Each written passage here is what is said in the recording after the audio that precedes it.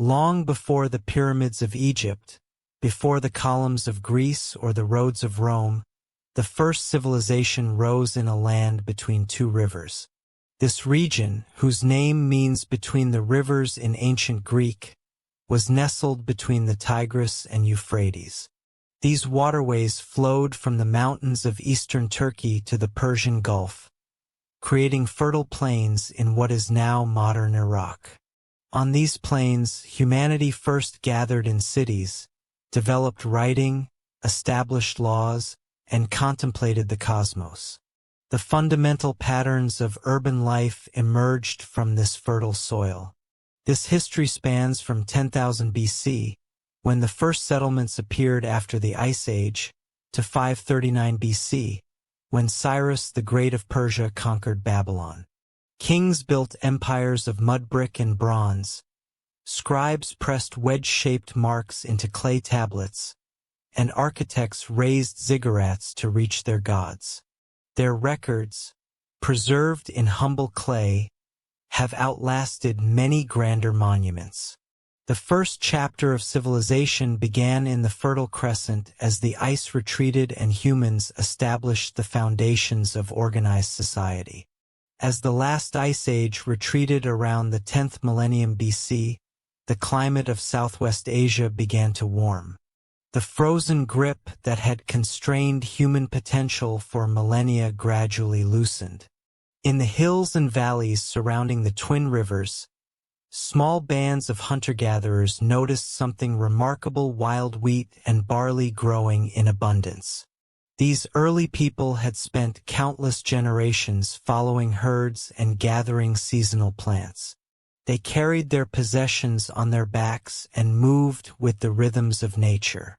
But now, in this changing world, they began to linger in places where food was plentiful. The first settlements were modest clusters of round huts made from reeds and mud.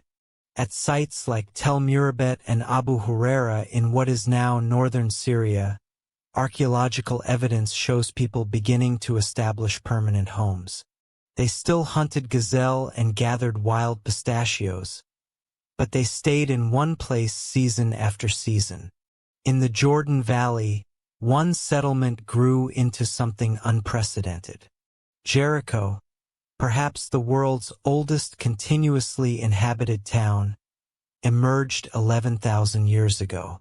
Its inhabitants built stone walls not just for homes, but for protection, the first evidence of communal defense. They crafted mysterious tower structures whose purpose remains debated by archaeologists today. Further east, at Catalhoyuk in Anatolia, another remarkable community developed. Here, people built their mud brick houses so close together that they had no streets. Residents entered their homes through holes in the roof, moving across the settlement like ants through a complex mound. But the true revolution was happening quietly in the fields.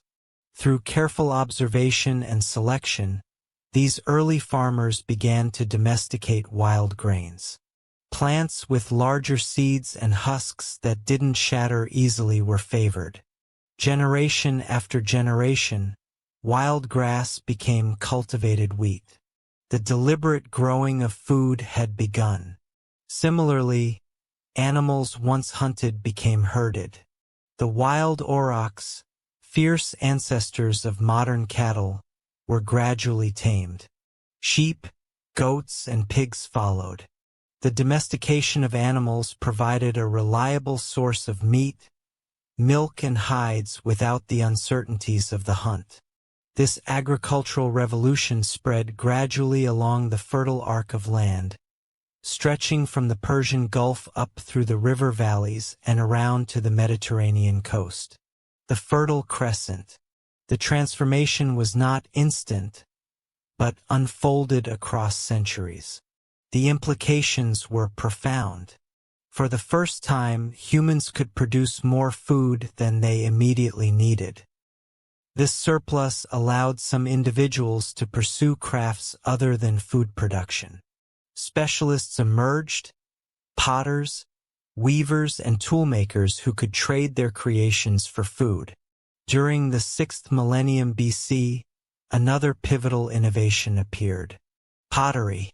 Though simple containers had been made from stone, wood, and woven reeds for millennia, the firing of clay created vessels that were both lightweight and watertight. Food could be stored longer, liquids could be transported easily. As crops became more productive, early farming communities discovered a new challenge.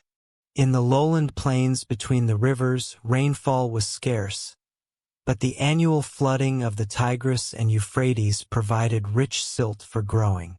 The people learned to dig channels to direct this water to their fields. The birth of irrigation agriculture. By the early 5th millennium BC, small villages had grown into larger settlements across the southern alluvial plain, the land that would later be called Sumer. Sites like Eridu and Uruk began as modest farming communities, but would eventually grow into something new: true cities. The management of water became central to these developing societies. Coordinating irrigation required leadership and organization beyond the family unit. Communal projects to build canals and dikes fostered more complex social structures. With agriculture came new challenges. Food surpluses needed protection from raiders and management for lean times. Religious beliefs evolved to address the uncertainties of farming life. The forces controlling rain, flood, and drought became personified as deities requiring propitiation. Temples began as simple shrines, but grew more elaborate. Nearly 6,000 years ago, some communities were constructing dedicated buildings where specialists, early priests, performed rituals to ensure good harvests. These temples became centers not just of worship, but of redistribution, where grain was collected and dispensed. Social stratification increased. Those who controlled the surpluses gained power. Those who interpreted the will of the gods gained authority. The egalitarianism of hunter-gatherer bands gave way to hierarchical communities with emerging elites. Tools evolved as well. Copper, first used for beads and decorative items around 7 millennia BC, began to be shaped into more practical implements. 1,000 years later, metalworkers had discovered that copper mixed with tin created bronze, harder and more durable than pure copper. The Bronze Age had begun. Trade networks expanded dramatically. Obsidian from Anatolian volcanoes was highly prized for its sharp edges and traveled hundreds of miles from its source. Lapis lazuli from distant Afghanistan found its way to temple ornaments in the southern plains. Shells from the Persian Gulf appeared in inland settlements. Toward the end of the 4th millennium BC, in the city of Uruk, another momentous development occurred.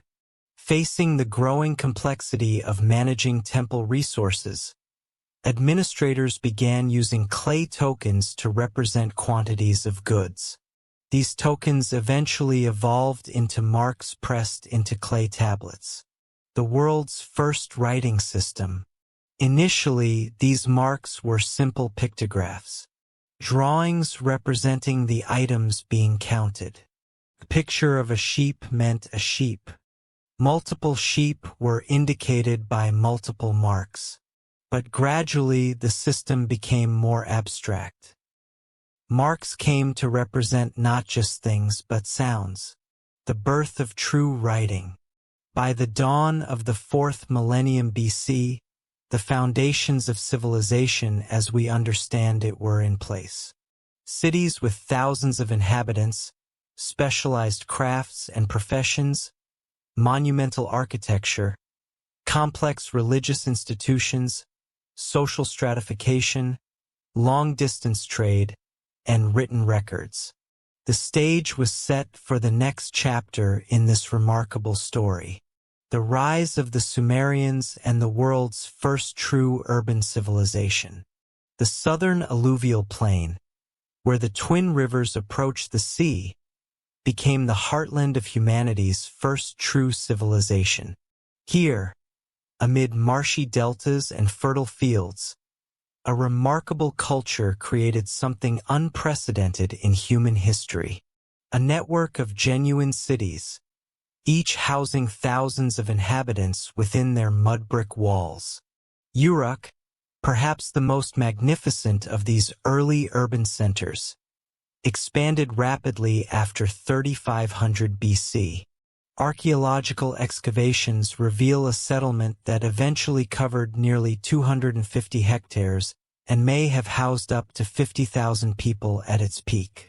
Massive defensive walls enclosed neighborhoods of densely packed houses, workshops, marketplaces, and administrative buildings. At the heart of Uruk stood its crowning architectural achievement, the White Temple.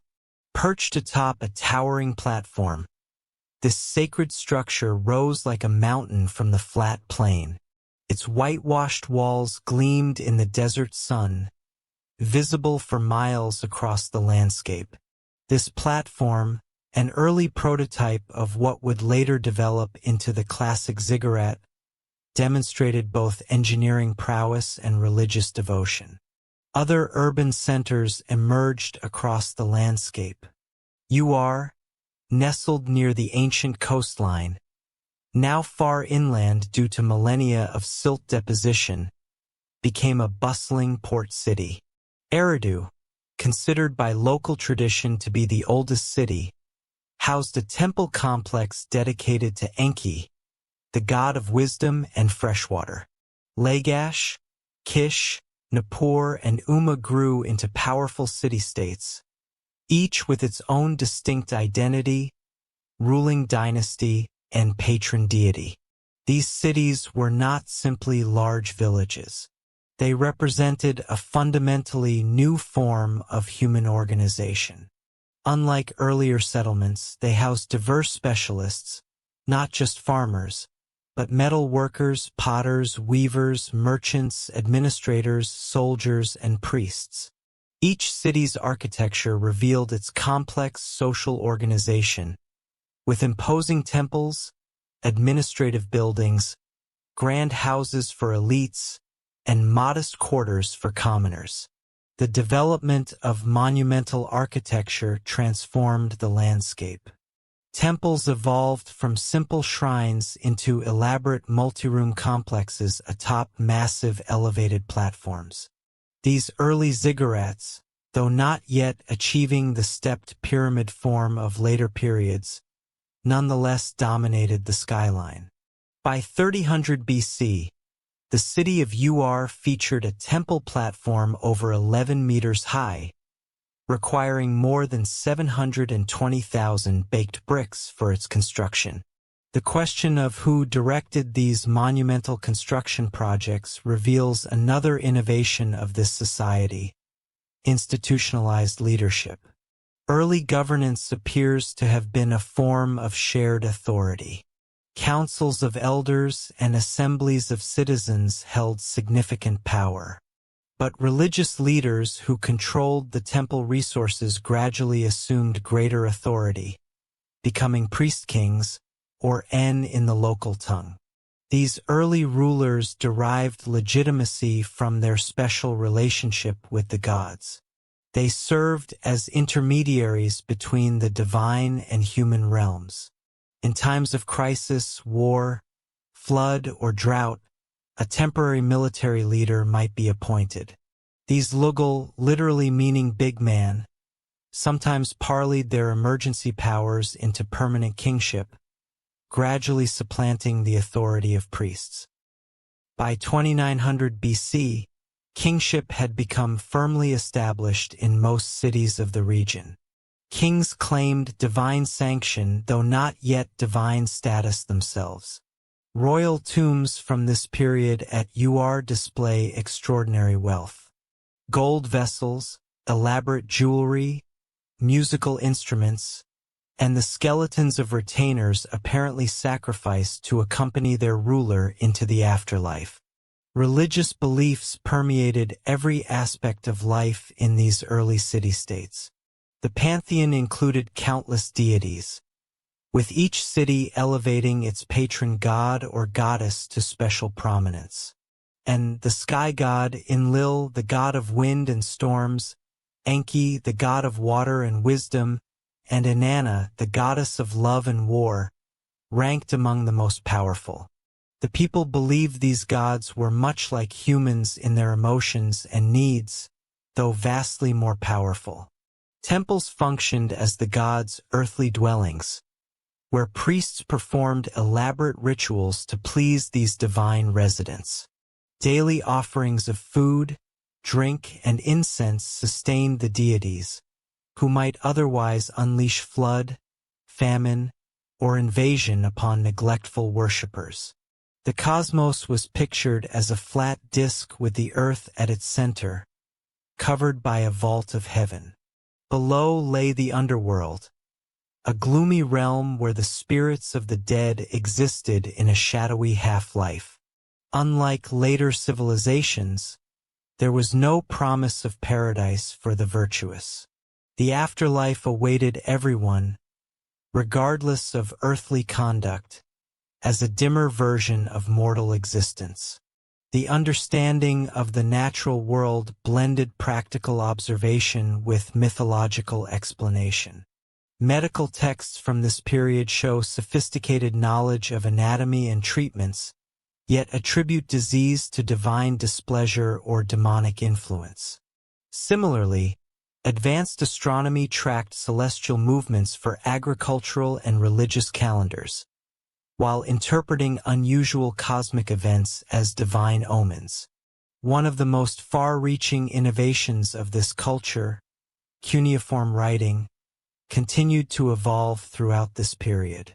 What began as simple pictograms for accounting gradually developed into a comprehensive writing system capable of expressing abstract concepts and recording spoken language. By 2500 BC, scribes were using about 600 different signs to write not just lists of goods, but letters, legal documents, medical texts, and literature. Literacy remained the privilege of a specialized class of scribes. Young boys from wealthy families began training in the tablet houses, their schools around age 7, studying for years to master the complex system. These scribes gained considerable status, serving as administrators, accountants, and record keepers for temples, palaces, and merchants.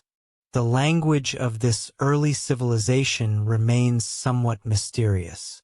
Unrelated to the Semitic or Indo-European language families, it stands as a linguistic isolate with no known relatives.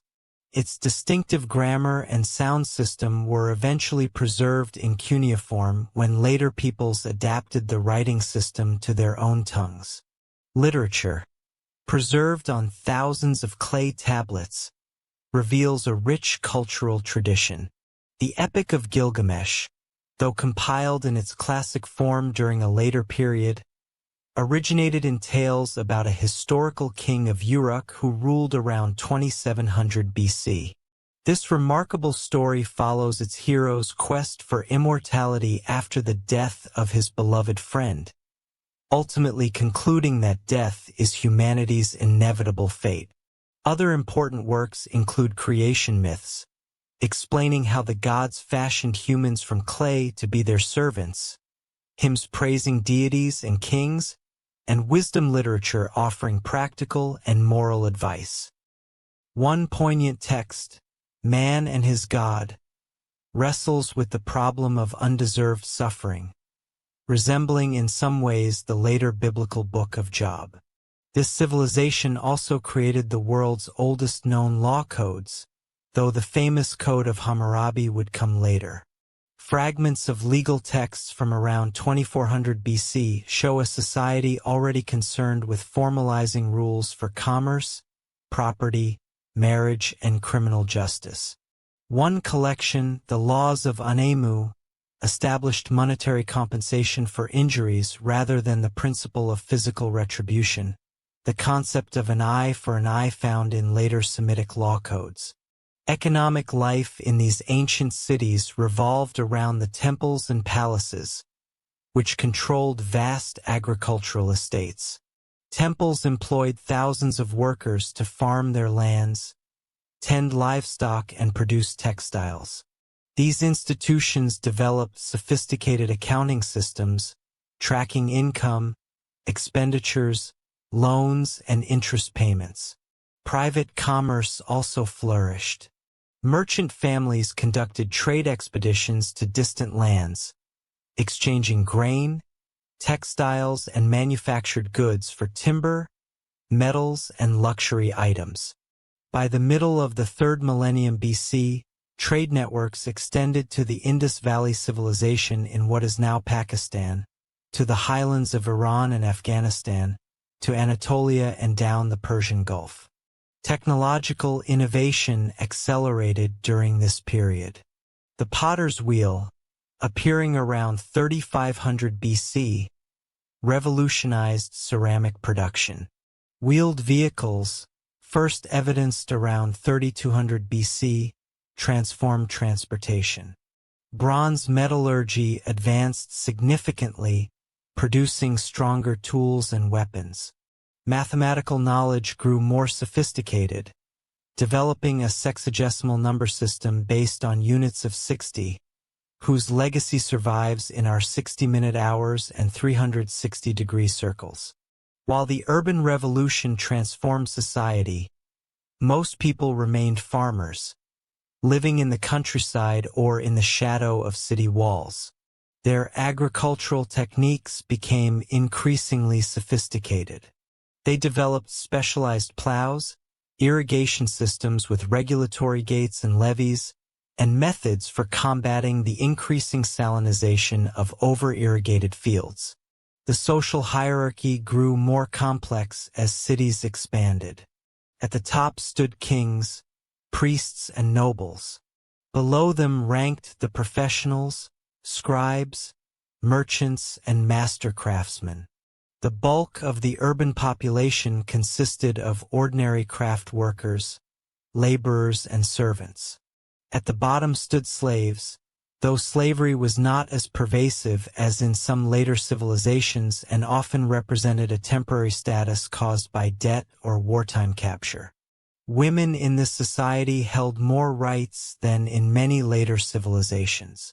They could own property, operate businesses, and even serve as scribes or priestesses, though the highest religious and political offices remained male domains. Marriage was arranged by families, typically with a bride price paid to the woman's parents. Divorce was possible for both partners under certain circumstances, though men had greater freedom in this regard. The city-states of this region existed in a near-constant state of competition and conflict. Disputes over water rights, boundary lines, and trade routes frequently escalated into warfare. Around 2500 BC, the ruler of Umair, Lugal-Zagizi, conquered several neighboring cities and briefly unified much of the southern plain. His achievement proved short-lived, however, setting the stage for external conquest. By 2334 BC, the political landscape of Mesopotamia stood poised for transformation. The independent city-states had developed sophisticated culture, technology, and social organization, but their internal rivalries left them vulnerable. To the north, in the region around modern Baghdad, a leader with unprecedented ambition was rising to power, Sargon of Akkad, who would create the world's first true empire. The legacy of this remarkable civilization would live on in the imperial systems that followed, as later peoples adopted and adapted its religious concepts, literary themes, artistic conventions, and scientific knowledge. Even after losing political independence, The cultural influence of Sumer continued to shape Mesopotamian civilization for millennia. To the north of the ancient city-states of Sumer, another culture had been developing in the central plains of Mesopotamia.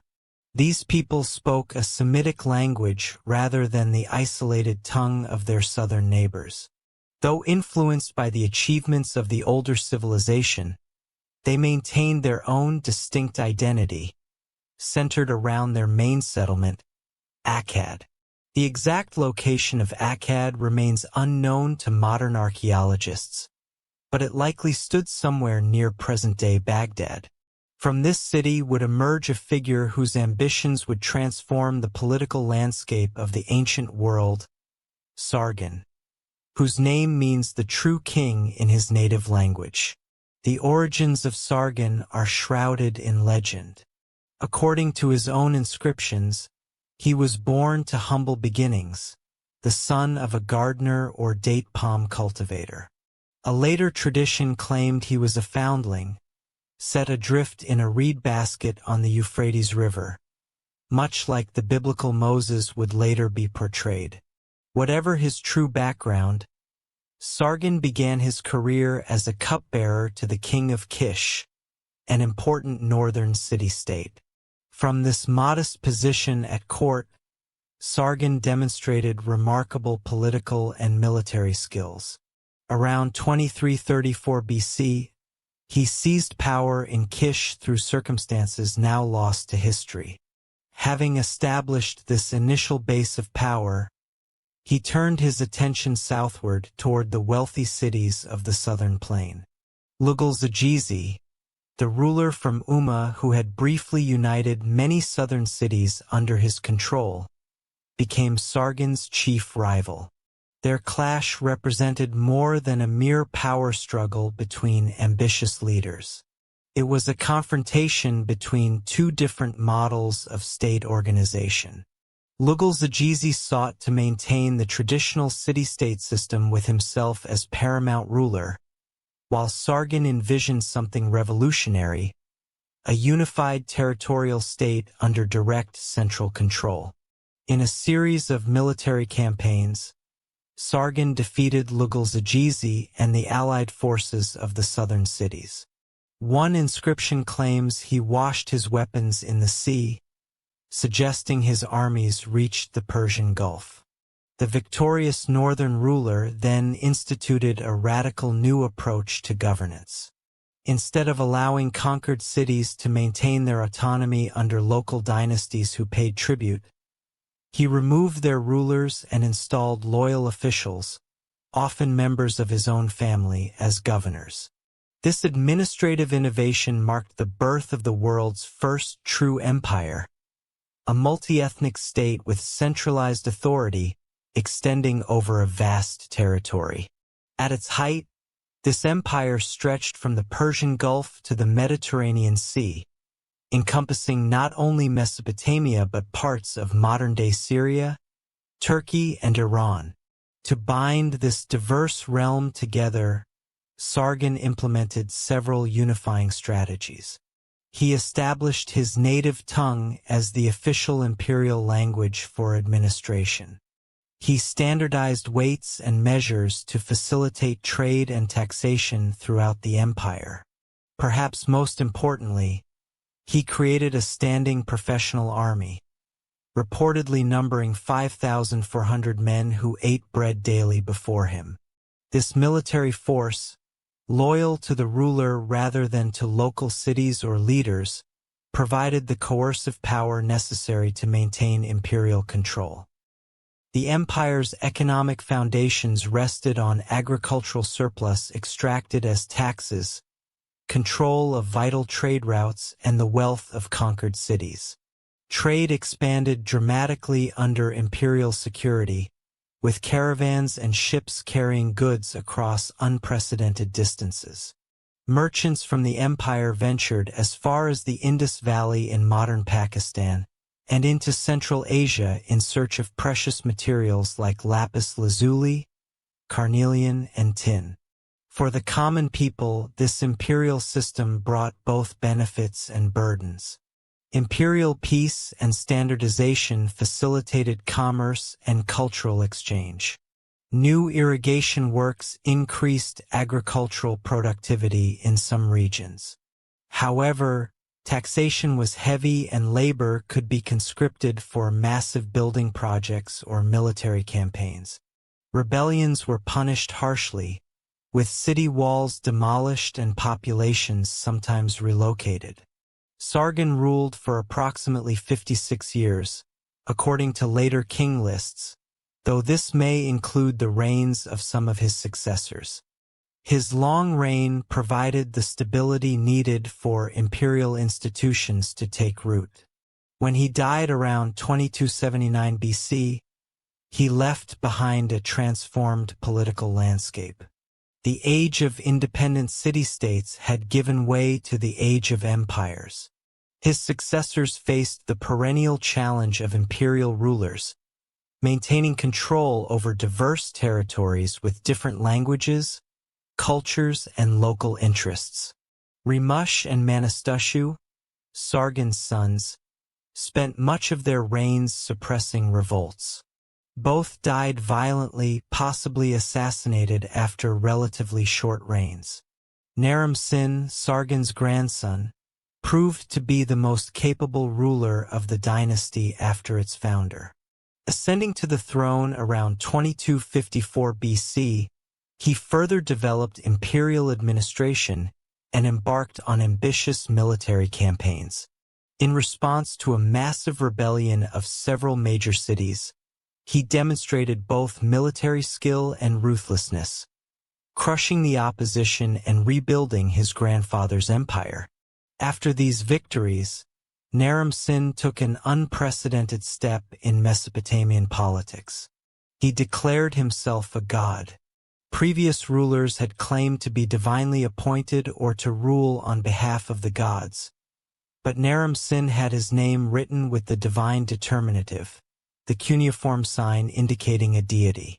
Official art depicted him wearing the horned crown traditionally reserved for gods. This elevation of the ruler to divine status reflected both the extraordinary power of the imperial office and perhaps a strategy to strengthen loyalty in a multi-ethnic realm where local religious traditions varied. Naram-Sin's reign represented the zenith of imperial power. His famous victory, style, discovered at Susa in modern Iran, depicts him as a heroic figure, physically larger than his soldiers and trampling defeated enemies. The artistic conventions established during this period, showing the ruler as superhuman in scale and achievements, would influence royal iconography throughout the ancient Near East for centuries to come. Despite these impressive achievements, cracks were appearing in the imperial edifice. Maintaining control over such vast territories with ancient transportation and communication technology proved increasingly difficult. Provincial governors, often members of the royal family, developed their own power bases. The costs of constant military campaigns to suppress rebellions strained the economy. External pressure also intensified during this period. Inscriptions from Naram-Sin's reign mention conflicts with mountain peoples called the Gudi, who raided from the Zagros Mountains to the east. From the northwest, the power of Ibla in Syria presented another challenge to imperial control. After Naram-Sin's death around 2218 BC, his son, Shah Kalashari, inherited these mounting problems. Though a capable ruler who maintained imperial power for a time, the centrifugal forces pulling at the empire proved too strong. Provincial areas broke away, external enemies pressed in, and economic troubles deepened. A later text dramatically describes these troubled times. Who was king? Who was not king? Suggesting a period of disputed succession and fragmented authority. This time of confusion lasted until approximately 2154 BC, when the last nominal ruler of the dynasty was overthrown, bringing the empire to its end. Traditional Mesopotamian historical thought attributed this collapse to divine punishment for Naram-Sin's pride and his sack of the holy city of Nippur. Modern historians identify more concrete factors: the ecological strain of intensive agriculture, the administrative challenge of controlling vast territories, economic difficulties, and the constant pressure of surrounding peoples. After the fall of the empire, various successor states emerged across the region. In the southern cities, local rulers reasserted their independence. In the north, the Gudi mountain people from the Zagros range established control over parts of the former imperial heartland. The cultural impact of this first empire outlasted its political structures. The fusion of northern and southern traditions created a blended Mesopotamian culture that would influence the region for centuries. The imperial ideal, a unified state under a single ruler, became a recurring aspiration for ambitious leaders. The prestige of Sargon's dynasty remained so powerful that later rulers, including Assyrian kings nearly 2,000 years later, would claim connection to this first empire to legitimize their own rule. Even in decline, the accomplishments of this pioneering imperial state left an indelible mark on history. The organizational innovations, cultural exchanges, and political concepts developed during this period provided models for future empires, not only in Mesopotamia, but across the ancient world. Though the empire itself proved relatively short-lived, lasting less than 2 centuries, its legacy would endure for millennia as the template for imperial states to come. Following the collapse of the world's first empire, a period of fragmentation ensued across the lands between the rivers. The mountain-dwelling Gudi seized control of northern territories, while southern city-states regained independence under local leaders. This interlude of disunity lasted for nearly a century. The Gudi, described in contemporary texts as the dragon of the mountains and a people who know no inhibitions, maintained loose control over the north, but never established sophisticated administrative structures. Their rule, characterized by raids and tribute collection rather than governance, grew increasingly unpopular among the settled populations under their dominion. Meanwhile, in the south, a remarkable cultural renaissance began taking shape. Freed from northern control, yet drawing on the integrated traditions developed during the previous era, the ancient cities experienced a creative rebirth. Scholars call this phase the Neo-Sumerian period, marking the revitalization of older cultural forms within new political structures. Among these resurgent southern centers, the city of Lagash achieved particular prominence under a ruler named Gudea. Though never attempting to build a large territorial state, Gudea presided over a flourishing of arts, architecture, and religious expression. Dozens of statues depicting this pious leader have survived, showing him in poses of devotion with hands clasped in prayer. Made from hard diorite stone imported from distant lands, these sculptures demonstrate both artistic sophistication and extensive trade connections. Inscriptions left by Gudea describe elaborate temple construction projects and religious devotion. One text recounts a dream in which the god Ningirsu instructed him to rebuild a temple, complete with detailed divine specifications. This literary account of divine architectural plans represents one of the most extensive religious texts from the period. While Lagash flourished culturally, a different city would soon emerge as the political center of a renewed territorial state. Uar, an ancient settlement near the Persian Gulf, became the seat of a new dynasty founded by a ruler named Uar-Nammu around 2112 BC. This capable leader drove out the Gudi from the north and reunited much of the former imperial territory, though on a somewhat smaller scale.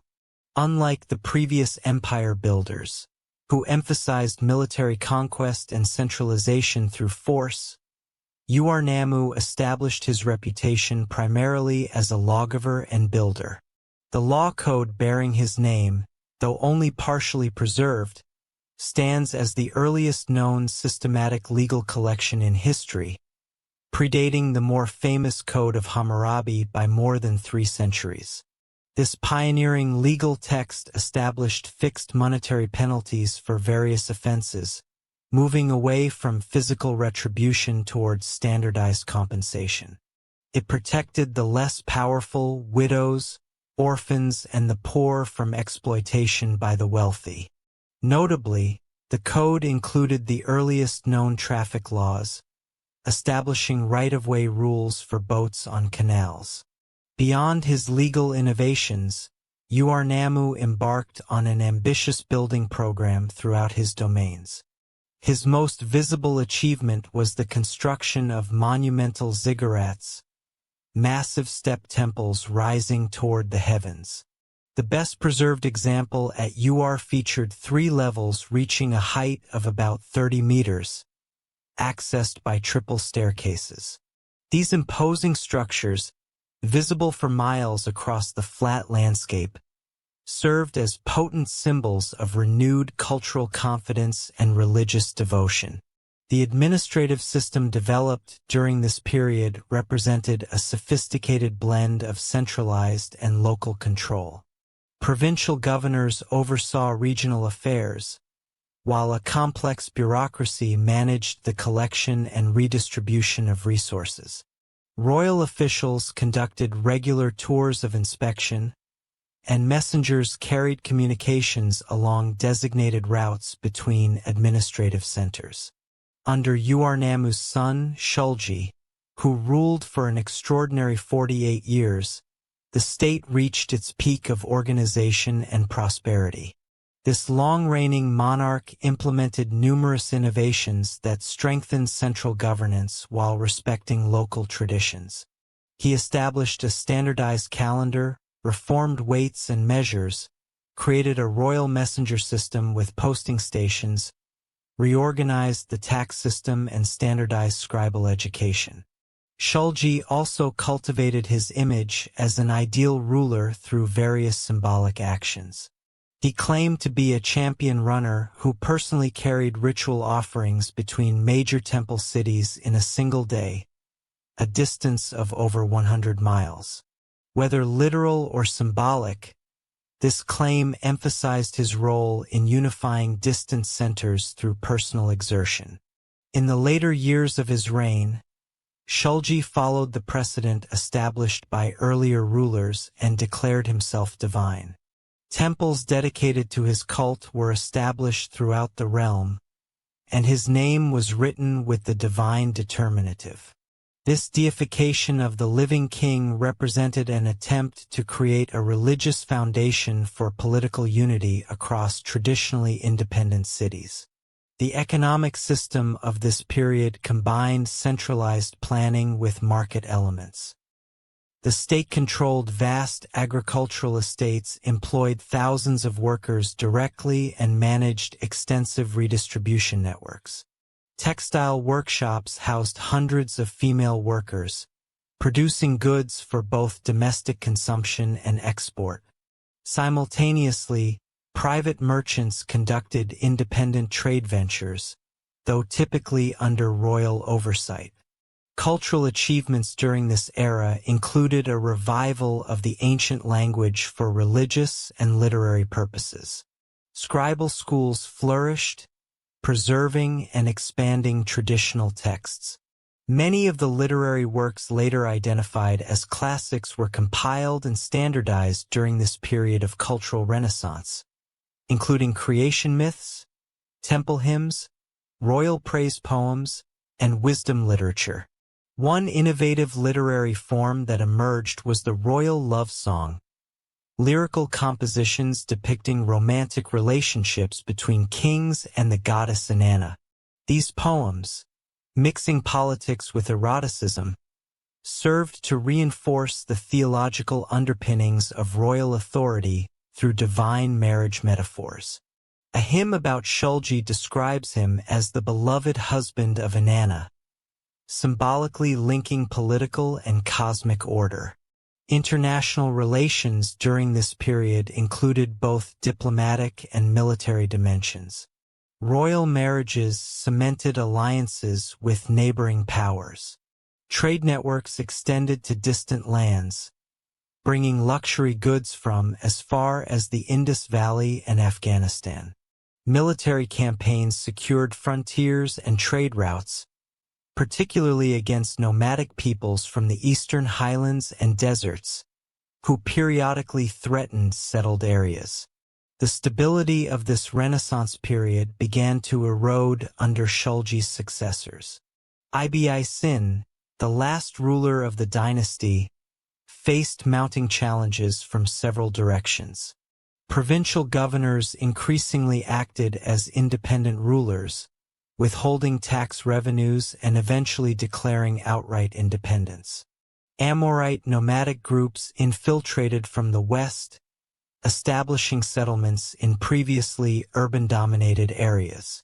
Most critically, the ancient irrigation systems that sustained the agricultural heartland faced a combination of drought conditions and the cumulative effects of salinization, a process where repeated irrigation in an arid climate leads to salt buildup in the soil, gradually reducing fertility.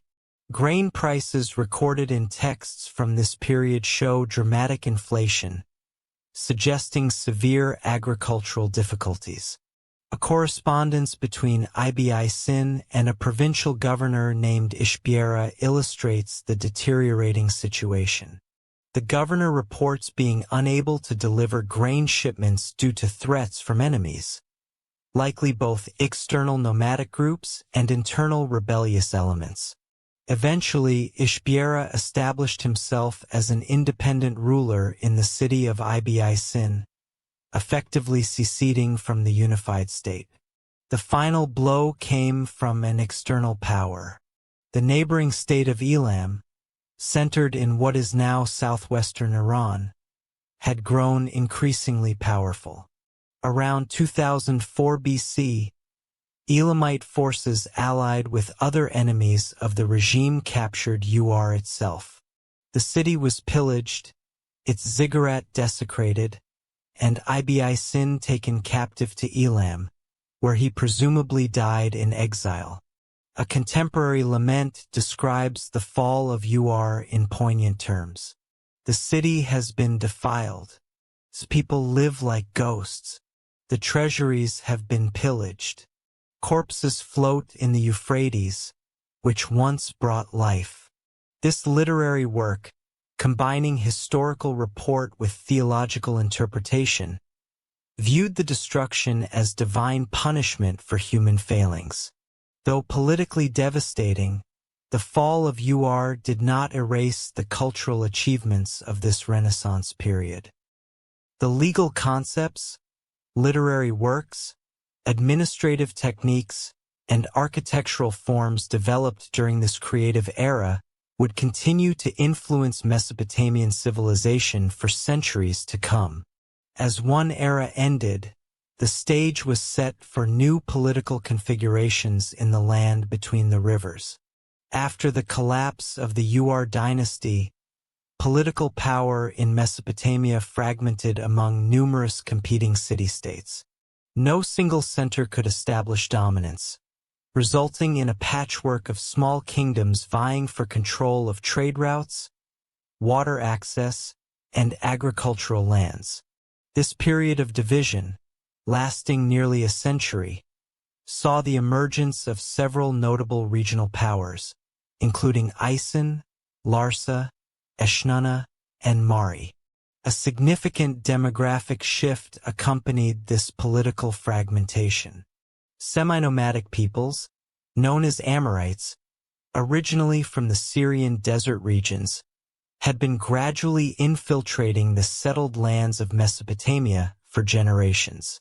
speaking a Western Semitic language, different from both the ancient Southern tongue and the Eastern Semitic dialect of the First Empire. These newcomers established dynasties in several cities. One such Amorite leader, named Sumuabum, established himself in a previously minor settlement called Babylon around 1894 BC. Located on the Euphrates River in central Mesopotamia, this city, whose name meant Gate of the Gods, had existed for centuries without particular distinction. Under its new ruling house, however, it would gradually rise to unprecedented prominence. For its first century under Amorite leadership, Babylon remained merely one power among many in the fragmented political landscape. The city's first 5 rulers expanded their territory gradually, building fortifications, temples, and irrigation works to strengthen their modest kingdom. Still, other cities like Larsa and Ison commanded greater resources and prestige during this early phase. The geopolitical situation shifted dramatically with the accession of the 6th ruler of the dynasty, a king who would transform both his city and the entire region through military prowess, administrative genius, and careful image building. Taking the throne around 1792 BC, this monarch, Hammurabi, would rule for 43 years and establish Babylon as the dominant center of Mesopotamian civilization. Early in his reign, Hammurabi focused on internal development, strengthening Babylon's infrastructure and economic foundations. Irrigation canals were extended, temples renovated, and city walls reinforced. The young ruler carefully cultivated relationships with neighboring powers, sometimes acting as mediator in their disputes while avoiding direct confrontation until his position was secure. Around the middle of his reign, having consolidated his base, Hammurabi embarked on a series of military campaigns that systematically eliminated rival centers of power. First targeting southern cities like Uruk and Ison, he gradually extended his control throughout the region. Each conquest was followed by careful integration of the defeated territory into his growing kingdom. One by one, the other major powers fell to Babylonian forces. Larsa, which had controlled much of the south, Eshnunna in the Diyala region, Mari on the middle Euphrates, and finally Ashur, the northern trading center that would later give rise to the Assyrian Empire. By the end of this campaign, Hammurabi had united virtually all of Mesopotamia under a single rule for the first time since the collapse of the First Empire 5 centuries earlier. Unlike earlier conquerors, who emphasized the revolutionary nature of their rule, Hammurabi presented himself as a conservative restorer of ancient traditions. His royal inscriptions describe him as the king who made the 4 quarters of the world obedient, but also as a shepherd appointed by the gods to bring justice to the land. This emphasis on justice found its most famous expression in the set of laws compiled under his authority. The Code of Hammurabi, inscribed on a 2.25-meter tall stone stele, crowned with an image of the king receiving authority from the sun, god Shamash, contained 282 legal provisions covering virtually every aspect of society. This monument, discovered by modern archaeologists in 1901, stands as one of the most complete legal collections from the ancient world. The laws themselves reveal a complex society with clearly defined social classes. Different penalties applied depending on whether the parties involved were aristocrats, commoners, or slaves.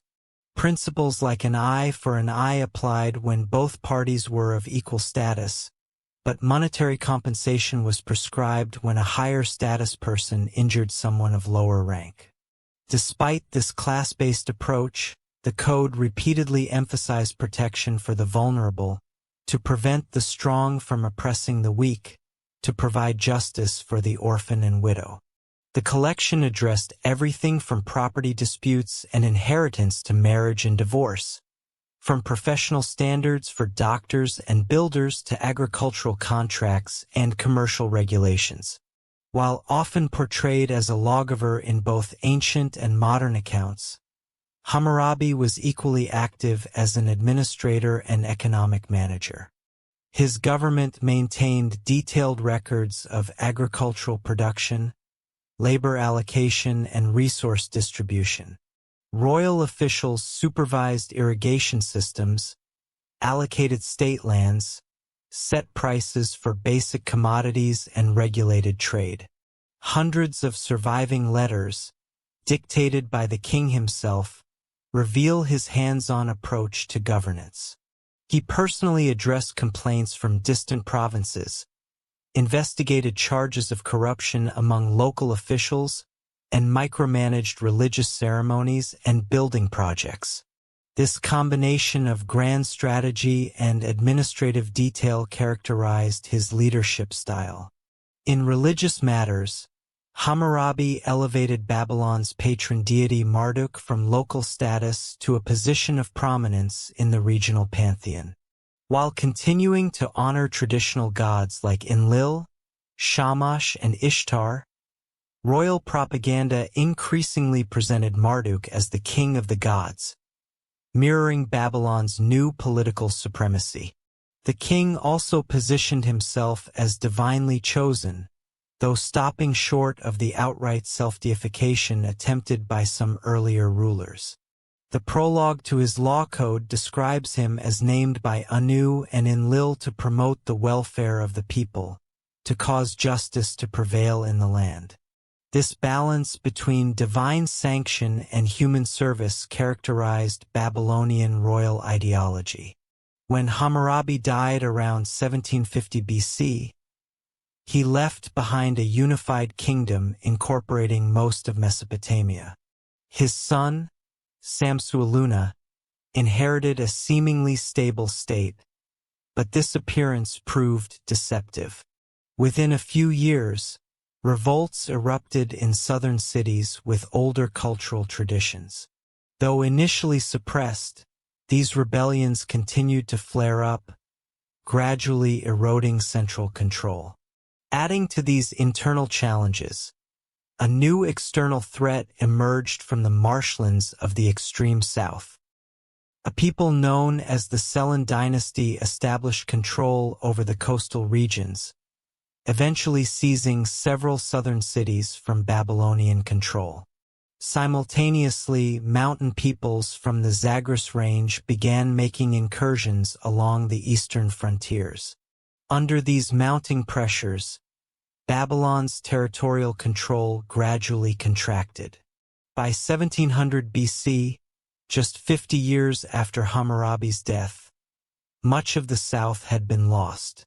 Subsequent rulers maintained control over central Mesopotamia, but never regained the extensive empire of their great predecessor. Despite this territorial reduction, Babylon itself remained prosperous and culturally dominant. The city grew to cover nearly 450 hectares, housing perhaps 60,000 to 80,000 inhabitants. Its temples, palaces, and commercial districts made it one of the ancient world's greatest urban centers. Babylonian culture during this period synthesized older traditions while developing distinctive new forms. Scholars compiled and preserved ancient texts, including literary works, medical treatises, mathematical texts, and religious compositions. The Akkadian language of Babylon became the international diplomatic tongue of the Near East, used for communication between kingdoms across the region. Intellectual achievements flourished, particularly in astronomy, mathematics, and medicine. Babylonian astronomers carefully tracked celestial movements, developing the first predictive mathematical models of planetary behavior. Mathematicians worked with an advanced numeral system that permitted complex calculations, including operations with fractions, solving of quadratic equations, and early approximations of irrational numbers like the square root of 2. This creative period continued for nearly 2 centuries after Hammurabi. Despite the gradual reduction in Babylon's territorial control, the dynasty maintained political stability within its core regions, and cultural influence extended far beyond political boundaries. The end came suddenly and catastrophically. Around 1595 BC, a completely unexpected threat appeared from far to the north. The Hittites, an Indo-European-speaking people based in central Anatolia, modern Turkey, had been building their own kingdom far from Mesopotamian centers. Under an ambitious ruler named Mursalai I, Hittite forces marched over 500 miles from their homeland in a raid of unprecedented scale. The Babylonians, focused on traditional threats from the east and south, were utterly unprepared for this northern attack. The Hittites breached Babylon's defenses, plundered its treasures, and overthrew the ruling dynasty that had governed for 3 centuries. After this devastating raid, the Hittites withdrew to their Anatolian homeland, apparently satisfied with booty rather than occupation. Into the power vacuum left by this shocking attack stepped another group that had been gradually increasing their influence in northern Mesopotamia, the Kassites. Originally from the Zagros Mountains, these people had been serving as mercenaries and settling in Babylonian territory for generations. After the Hittite raid, a Kassite leader seized the Babylonian throne, establishing a new dynasty that would rule for an extraordinary 400 years. Though politically transformative, the Hittite attack and Kassite takeover did not disrupt cultural continuity. The newcomers adopted Babylonian religion, language, and customs. They preserved and continued administrative practices, literary traditions, and architectural styles. Many later Mesopotamians would look back on the era of Hammurabi as a golden age, a time when justice prevailed and the region stood united under enlightened rule from the city that would remain its cultural heart for millennia to come. After the dramatic Hittite raid that toppled the dynasty of Hammurabi, a new group assumed control of Babylon and its territories. The Kassites, originally mountain dwellers from the Zagros range to the east, had been gradually integrating into Mesopotamian society for generations, serving as mercenaries, settling in rural areas, and adopting local customs. Seizing the opportunity created by the power vacuum, a Kassite leader named Agum II claimed the throne, establishing what would become the longest ruling dynasty in Mesopotamian history. Unlike previous conquerors who imposed dramatic changes, these newcomers embraced the cultural and religious traditions of the land they now ruled. They adopted the titles, gods, and administrative practices of their predecessors. Under their governance, the region experienced remarkable stability, with the Kassite dynasty maintaining control for nearly 4 centuries, from approximately 1595 to 1155 BC. Little is known about the early decades of Kassite rule, as contemporary records are sparse. By the mid-15th century BC, however, historical documentation becomes more abundant, revealing a kingdom that, while smaller than Hammurabi's empire, maintained control over the Babylonian heartland and conducted sophisticated diplomatic relations with neighboring powers. The political landscape of the Near East had transformed dramatically during this period. No single power dominated the region. Instead, several major kingdoms coexisted in what historians call the Club of Great Powers, a system of balanced rivalries and alliances that maintained regional stability. Alongside the Kassite rulers of Babylon stood the new kingdom of Egypt, the Hittite Empire in Anatolia, the Mitanni Kingdom in northern Syria, and later, the Middle Assyrian Kingdom. International relations among these powers followed established diplomatic protocols. Royal letters written on clay tablets in the Akkadian language, the diplomatic lingua franca of the era, addressed foreign rulers as brother, suggesting nominal equality. Royal marriages cemented political alliances, with princesses sent to foreign courts accompanied by elaborate dowries. Merchants and ambassadors traveled established routes between capitals, facilitating both trade and diplomacy. The Amarna letters, a diplomatic archive discovered in Egypt, includes correspondence between Kassite kings and Egyptian pharaohs, revealing the complex balance of cooperation and competition that characterized international relations. One Kassite ruler complained to Pharaoh Amenhotep III that the gold sent as a diplomatic gift was insufficient. "Gold in your country is as common as dust," he wrote, requesting more generous offerings to fund his building projects. Within their realm, Kassite monarchs ruled through an administrative system adapted from earlier models, but with distinctive innovations. They introduced a new approach to land management, granting large estates to loyal supporters through officially documented Kuduru stones, boundary markers inscribed with the grant's details and divine symbols, invoking curses on anyone who might violate the arrangement.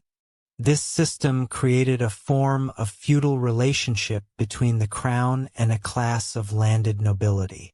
Religious practices reflected both continuity and evolution. Traditional Mesopotamian deities remained central to state cult, but the Kassites introduced some of their own gods into the pantheon. They paid particular attention to cosmic deities associated with celestial bodies, contributing to the development of increasingly sophisticated astronomical observations. The intellectual achievements of this era were significant despite limited military expansion. Scribal schools preserved and elaborated older literary traditions. Scholars compiled comprehensive lists organizing knowledge about everything from divine names to medical diagnoses, from legal precedents to grammatical forms. These systematic collections represented early attempts at encyclopedic knowledge organization. Astronomical observation became increasingly precise during this period. Court astrologers tracked planetary movements to identify omens relevant to royal decisions. These observations, initially driven by divinatory purposes, accumulated into datasets that would eventually enable mathematical prediction of celestial events. The zodiacal system, dividing the ecliptic into 12 segments named for constellations, began taking recognizable form during this era. Medical texts from the period reveal a dual approach to healing, combining empirical treatments, herbal remedies, surgical procedures, and dietary recommendations, with spiritual interventions addressing divine or demonic causes of illness. Diagnostic manuals linked observed symptoms to prognosis and appropriate treatments, showing sophisticated clinical observation, despite limited understanding of internal physiology. Artistic traditions displayed technical mastery within established conventions. The distinctive Kassite style in cylinder seals featured precisely carved figures with elaborate detail. Monumental art continued earlier traditions while incorporating subtle new elements from various cultural influences. Glass production reached new levels of sophistication, with colorful vessels created for luxury markets. Babylon itself flourished as the administrative and cultural center of the kingdom. Though smaller than during its imperial height under Hammurabi, the city remained a magnificent urban center with impressive temples, bustling markets, and diverse neighborhoods. The Kassites renovated the Great Temple of Marduk repeatedly, maintaining Babylon's status as a preeminent religious center. Throughout their long reign, the Kushite rulers maintained generally peaceful relations with neighboring powers, preferring diplomacy to military conquest. When conflicts did arise, they typically involved frontier regions or responded to external aggression rather than representing expansionist ambitions. This relatively peaceful approach contributed to the dynasty's longevity, but eventually left them vulnerable to more militaristic neighbors. To the north, a resurgent Assyria gradually expanded its territory under ambitious rulers like Adad-nirari I and Shalmaneser I. Once a commercial city-state focused on trade networks, Assyria evolved into an aggressive territorial state with a formidable military. By the 13th century BC, Assyrian forces began challenging Kushite control of northern Mesopotamia. The balanced system of great powers began unraveling around 1200 BC when a series of dramatic upheavals transformed the Near Eastern landscape. The Hittite Empire collapsed suddenly, with its capital Hattusa destroyed and abandoned. Egyptian power contracted amid internal problems and the mysterious Sea People's raids. Trade networks disintegrated and many urban centers declined or were abandoned entirely. The causes of this widespread disruption remain debated among historians. Climate change may have triggered crop failures and famine. Population movements brought new groups into conflict with established powers. Whatever the precise combination of factors, the result was a period of instability that historians call the Bronze Age collapse, a systemic failure of the political and economic structures that had maintained regional order. Amid this turbulence, the Kassite kingdom initially showed remarkable resilience, outlasting several of its great power contemporaries. However, mounting pressures eventually proved overwhelming. Elamite forces from southwestern Iran conducted increasingly destructive raids into Babylonian territory. The Elamite king Shutruk-Nahunti led a devastating campaign around 1160 BC, capturing important cities and carrying off cultural treasures, including the victory stele of Naram-Sin and the law code of Hammurabi. This Elamite invasion fatally weakened Kassite control. A native Babylonian dynasty, originating from the ancient southern city of Isin, seized power around 1155 BC, ending 4 centuries of Kassite rule. The second dynasty of Isin attempted to restore Babylonian greatness through renewed building projects and aggressive campaigns against Elam, achieving some success under kings like Nebuchadnezzar the Firm, who recovered stolen divine statues and cultural artifacts. Despite the political transition, cultural continuity persisted. The Kassite period left an enduring legacy in Babylonian civilization. Their long, relatively stable rule had allowed for intellectual and cultural development even without dramatic territorial expansion. The systematic organization of knowledge, astronomical observations, land management systems, and artistic traditions established during their reign would influence Mesopotamian civilization for centuries to come. As the Bronze Age gave way to the Iron Age, around 1000 BC, new powers and peoples would reshape the geopolitical landscape of Mesopotamia once again. Yet the cultural foundations established during the Kassite period, building upon millennia of previous development, provided a resilient framework that would enable Babylonian civilization to survive dramatic political changes and eventually experience another renaissance under future dynasties.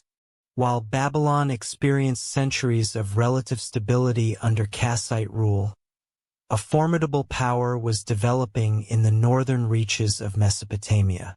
In the land watered by the upper Tigris River, with its rolling hills and rain-fed agriculture, The Assyrians crafted a society defined by military prowess, administrative efficiency, and ruthless determination. Originally centered around the ancient trading city of Assur, from which they took their name, these northern people had long maintained commercial networks connecting Anatolia, the Mediterranean, and southern Mesopotamia. Their experience as middlemen in international trade gave them broad awareness of distant regions and resources, knowledge that would later serve as a source of imperial ambitions. The transition from trading city-state to expansionist power began gradually during the 14th century BC. Early rulers, like Ashurbanipal circa 1363 to 1328 BC, asserted independence from neighboring powers and began intervening in regional politics. In a letter to the Egyptian pharaoh, this monarch proudly declared himself a great king, claiming equal status with other major powers. A dramatic shift from Assyria's previous position as a minor player, military expansion accelerated under subsequent rulers. Adad-nirari I and Shalmaneser I extended territorial control in the 13th century BC, establishing provinces governed directly by appointed officials rather than through vassal arrangements. While other regional powers collapsed during the Bronze Age disruptions, around 1200 BC, Assyria weathered the storm, though with temporary contraction of its territorial reach. A true turning point came during the reign of Tiglath-Pileser I, circa 1114 to 1076 BC. This energetic ruler conducted campaigns in all directions, north into the Armenian highlands, west to the Mediterranean coast, east into the Zagros Mountains, and south against Babylonian territory. His inscriptions boast of crossing the Euphrates 28 times to fight Western enemies and hunting lions as a royal sport, establishing twin motifs that would characterize Assyrian kingship, warrior, and hunter. Following Tiglath-Pileser's death, Assyria entered a period of contraction lasting nearly 2 centuries. External pressures from Aramean tribal groups combined with internal succession problems to limit territorial control. However, even during this time of reduced power, key institutions and cultural elements that would support later imperial growth continued developing. The foundations for extraordinary imperial expansion were laid during the 9th century BC. 3 rulers stand out as architects of Assyrian resurgence: Ashurnasirpal II, Shalmaneser III, and Shamshadad V. Under their leadership, the mechanisms of empire were systematically developed and refined. Ashurnasirpal II, 883 to 859 BC, established a new capital at Kalhu, modern Nimrud, constructing a magnificent palace decorated with stone reliefs glorifying royal achievements. These visual narratives, portraying military conquests, royal hunts, and religious ceremonies, created a powerful propaganda tool that subsequent rulers would expand. The inauguration of this palace complex was celebrated with a banquet reportedly hosting 69,574 guests over 10 days, an extraordinary display of wealth and organizational capacity. Military innovations transformed the Assyrian army into an unstoppable force. Iron weapons, having replaced bronze, provided technological advantage. Specialized units, charioteers, cavalry, archers, and siege engineers worked in coordinated fashion. A corps of professional soldiers was supplemented by seasonal conscripts and auxiliaries from subject territories. Logistics received particular attention, with carefully planned supply chains supporting operations in distant regions. Administrative systems matched military sophistication. Conquered territories were organized into provinces governed by appointed officials answerable directly to the king. Local nobles from newly integrated regions might be incorporated into the imperial structure, but their sons were often brought to the Assyrian capital for education and as hostages, ensuring their father's loyalty.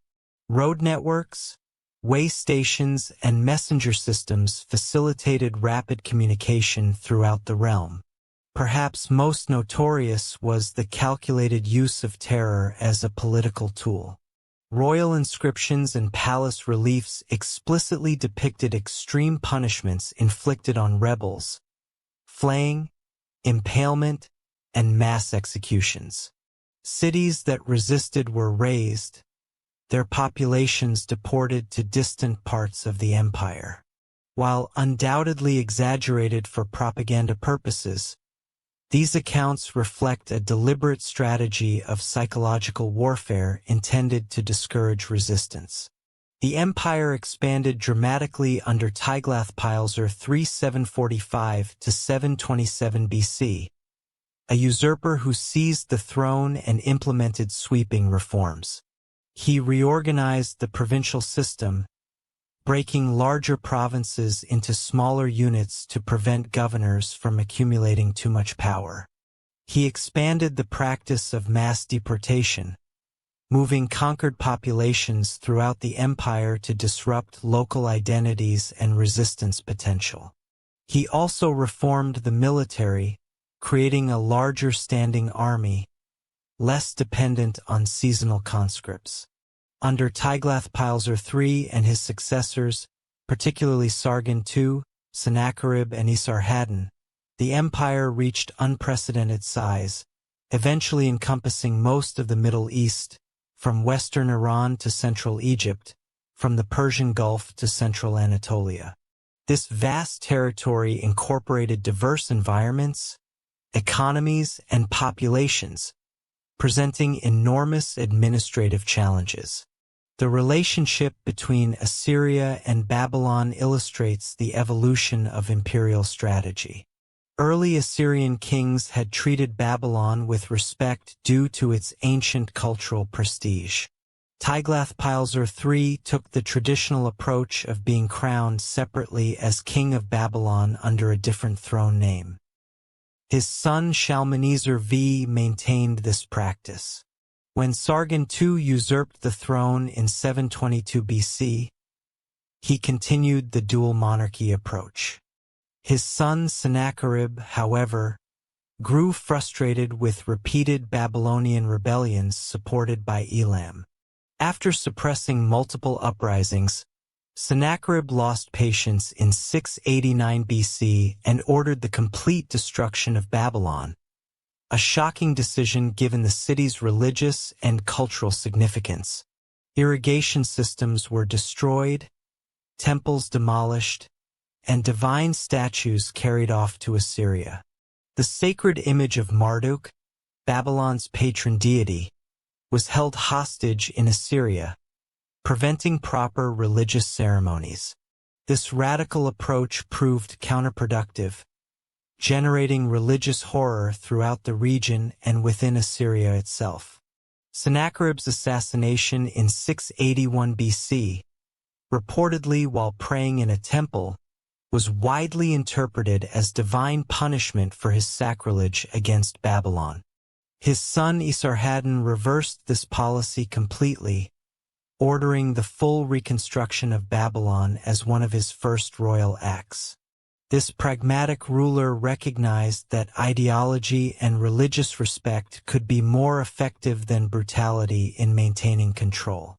Esarhaddon's inscriptions emphasize his role as restorer and builder, rather than destroyer. He carefully maintained distinct cultural identities for Assyria and Babylonia, while keeping both under his control. Esarhaddon also accomplished what his predecessors had attempted without success: the conquest of Egypt.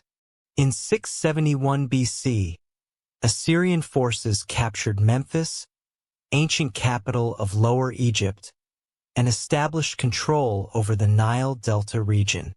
This striking achievement extended Assyrian power to its greatest territorial extent, creating a multi-continental empire.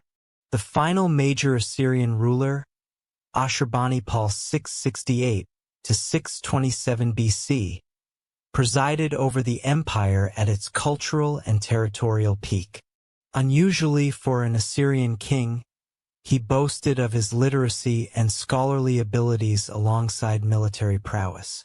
Under his patronage, the library at Nineveh collected texts from throughout Mesopotamia, preserving literary, religious, scientific, and historical works on some 30,000 clay tablets.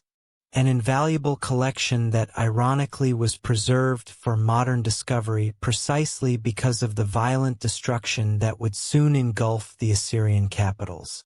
Despite outward appearances of invincibility, the massive empire faced mounting structural problems. Controlling such vast territory required enormous military and administrative resources. Constant warfare, though generating plunder and tribute, strained manpower and economic sustainability. Subject populations, repeatedly relocated and exploited, harbored deep resentment toward Assyrian rule. The system maintained momentum under Ashurbanipal's strong leadership, but his death around 627 BC revealed the fragility beneath the impressive imperial facade.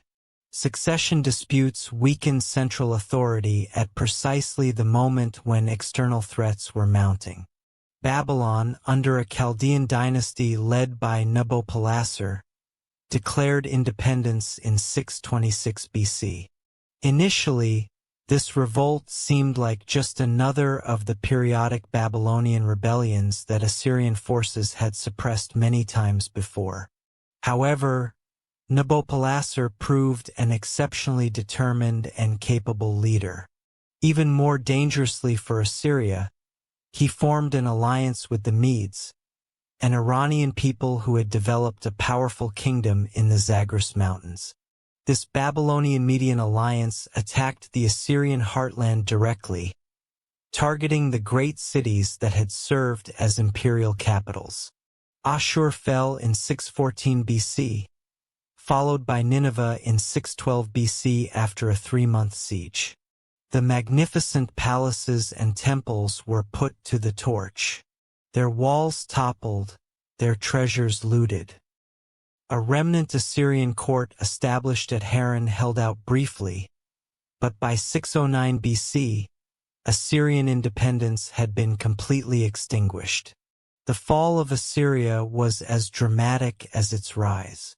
An empire that had dominated the Near East for centuries vanished with such finality that within 2 generations, the great capital cities lay abandoned, their once magnificent buildings reduced to overgrown mounds.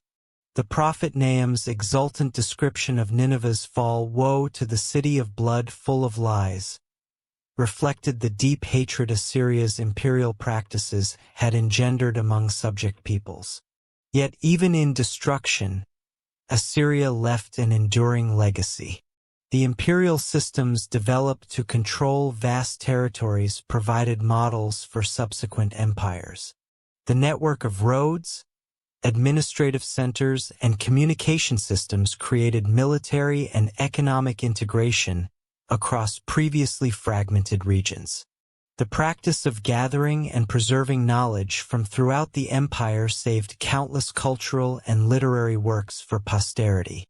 And perhaps most importantly, the Assyrian Empire represented the first successful attempt to create a genuinely international political order, encompassing numerous peoples, languages, and traditions under unified governance. A complex achievement despite the brutality of its methods. From the ashes of Assyrian domination arose a revitalized Babylonian state that would create one final magnificent chapter in Mesopotamian civilization. The Neo-Babylonian or Chaldean Empire, though lasting less than a century, achieved such cultural splendor and historical significance that it permanently secured Babylon's place in the world's imagination. The foundation for this renaissance was laid by Nabopolassar, a leader from the Chaldean tribal groups that had settled in southern Mesopotamia. Taking advantage of Assyria's weakening grip, he declared independence in 626 BC and gradually consolidated control over the southern regions. His strategic alliance with the Medes provided the military strength needed to challenge Assyrian dominance directly, leading to the dramatic fall of Nineveh in 612 BC. With Assyria's collapse, Nabopolassar faced the challenge of rebuilding a state that had experienced centuries of foreign domination. He began reconstruction projects in major cities, reorganized administrative systems, and balanced competing interests among traditional Babylonian urban elites and his own Chaldean tribal supporters. By the time of his death in 605 BC, he had established a stable foundation upon which his son would build an extraordinary legacy. That son, Nebuchadnezzar II, would become the defining figure of this era, a monarch whose 43-year reign transformed Babylon into the most magnificent city in the ancient world. Taking the throne upon his father's death, the young king had already demonstrated military prowess as a crown prince, leading armies against Egyptian forces attempting to fill the vacuum left by Assyria's fall. Nebuchadnezzar's early campaigns secured the western territories of the former Assyrian Empire, extending Babylonian control through Syria and Palestine to the Egyptian border. His fateful siege of Jerusalem in 597 BC, followed by a more devastating conquest in 587 BC, led to the destruction of the Hebrew Temple and the exile of the Judean elite to Babylon, a pivotal event in Jewish history described poignantly in biblical texts and remembered in the famous lines, "By the rivers of Babylon, there we sat down and wept when we remembered Zion." Having secured his borders through decisive military action, Nebuchadnezzar turned his primary attention to internal development and monumental construction projects. The wealth flowing into imperial coffers from tribute, trade, and agriculture funded an ambitious building program that would transform Babylon into a wonder of the ancient world. The city was already ancient, with a history stretching back nearly 2 millennia. But Nebuchadnezzar reimagined it on an unprecedented scale. Massive new walls, reportedly so thick that a 4-horse chariot could turn around on their top, encircled an urban expanse of more than 850 hectares. A network of canals and quays managed water flow from the Euphrates, which ran through the heart of the city. Wide processional ways, paved with limestone and decorated with glazed brick reliefs of lions, dragons, and bulls connected the major religious and administrative centers. Most spectacular of all was the temple complex dedicated to Marduk, Babylon's patron deity. At its heart stood the ziggurat Etemenanke, rising in 7-colored tiers to a height of over 90 meters, the likely inspiration for the biblical Tower of Babel. Beside it stood Isagila, the main temple housing the golden statue of Marduk, and treasures accumulated from conquered regions. The royal palace complex matched the temples in grandeur. Multiple courtyards, audience halls, and administrative buildings formed a city within the city. Here, according to Greek tradition, Nebuchadnezzar built the famous Hanging Gardens, irrigated terraces filled with exotic plants and trees, supposedly to comfort his Median wife, who missed the greenery of her mountainous homeland. While archaeological evidence for these gardens remains elusive, the very fact that they became one of the 7 wonders of the ancient world demonstrates Babylon's powerful grip on the imagination of subsequent civilizations. The annual New Year's festival, Akitu, represented the pinnacle of Babylonian religious and political theater. During this 11-day celebration, the creation epic Enuma Elish was recited, recounting Marduk's victory over primordial chaos and establishment of cosmic order. The king played a central ritual role, symbolically subordinating his earthly authority to divine power. In a dramatic ceremony, the high priest would strike the king's face and force him to kneel before Marduk's statue. A ritual humiliation, demonstrating that even the most powerful earthly ruler served at divine pleasure.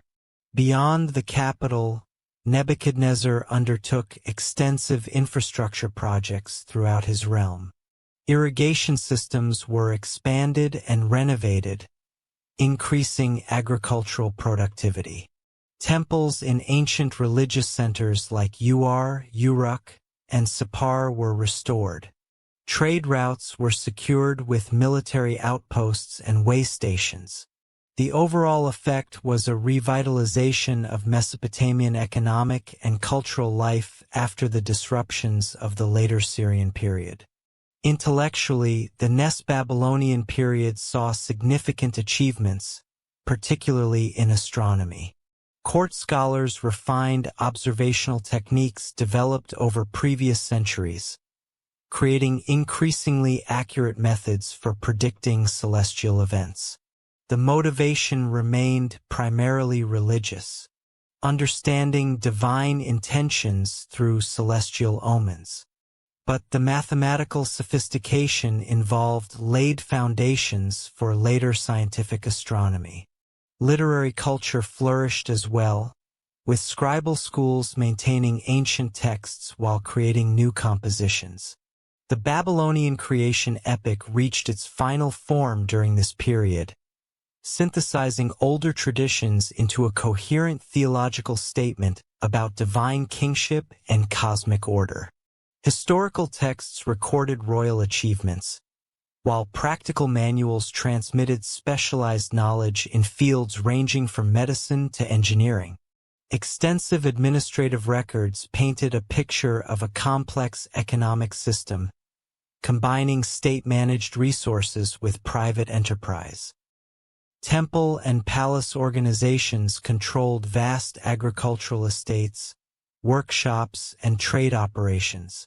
Simultaneously, private families conducted independent businesses, with some developing into powerful banking houses that financed commercial ventures and agricultural development through sophisticated credit arrangements.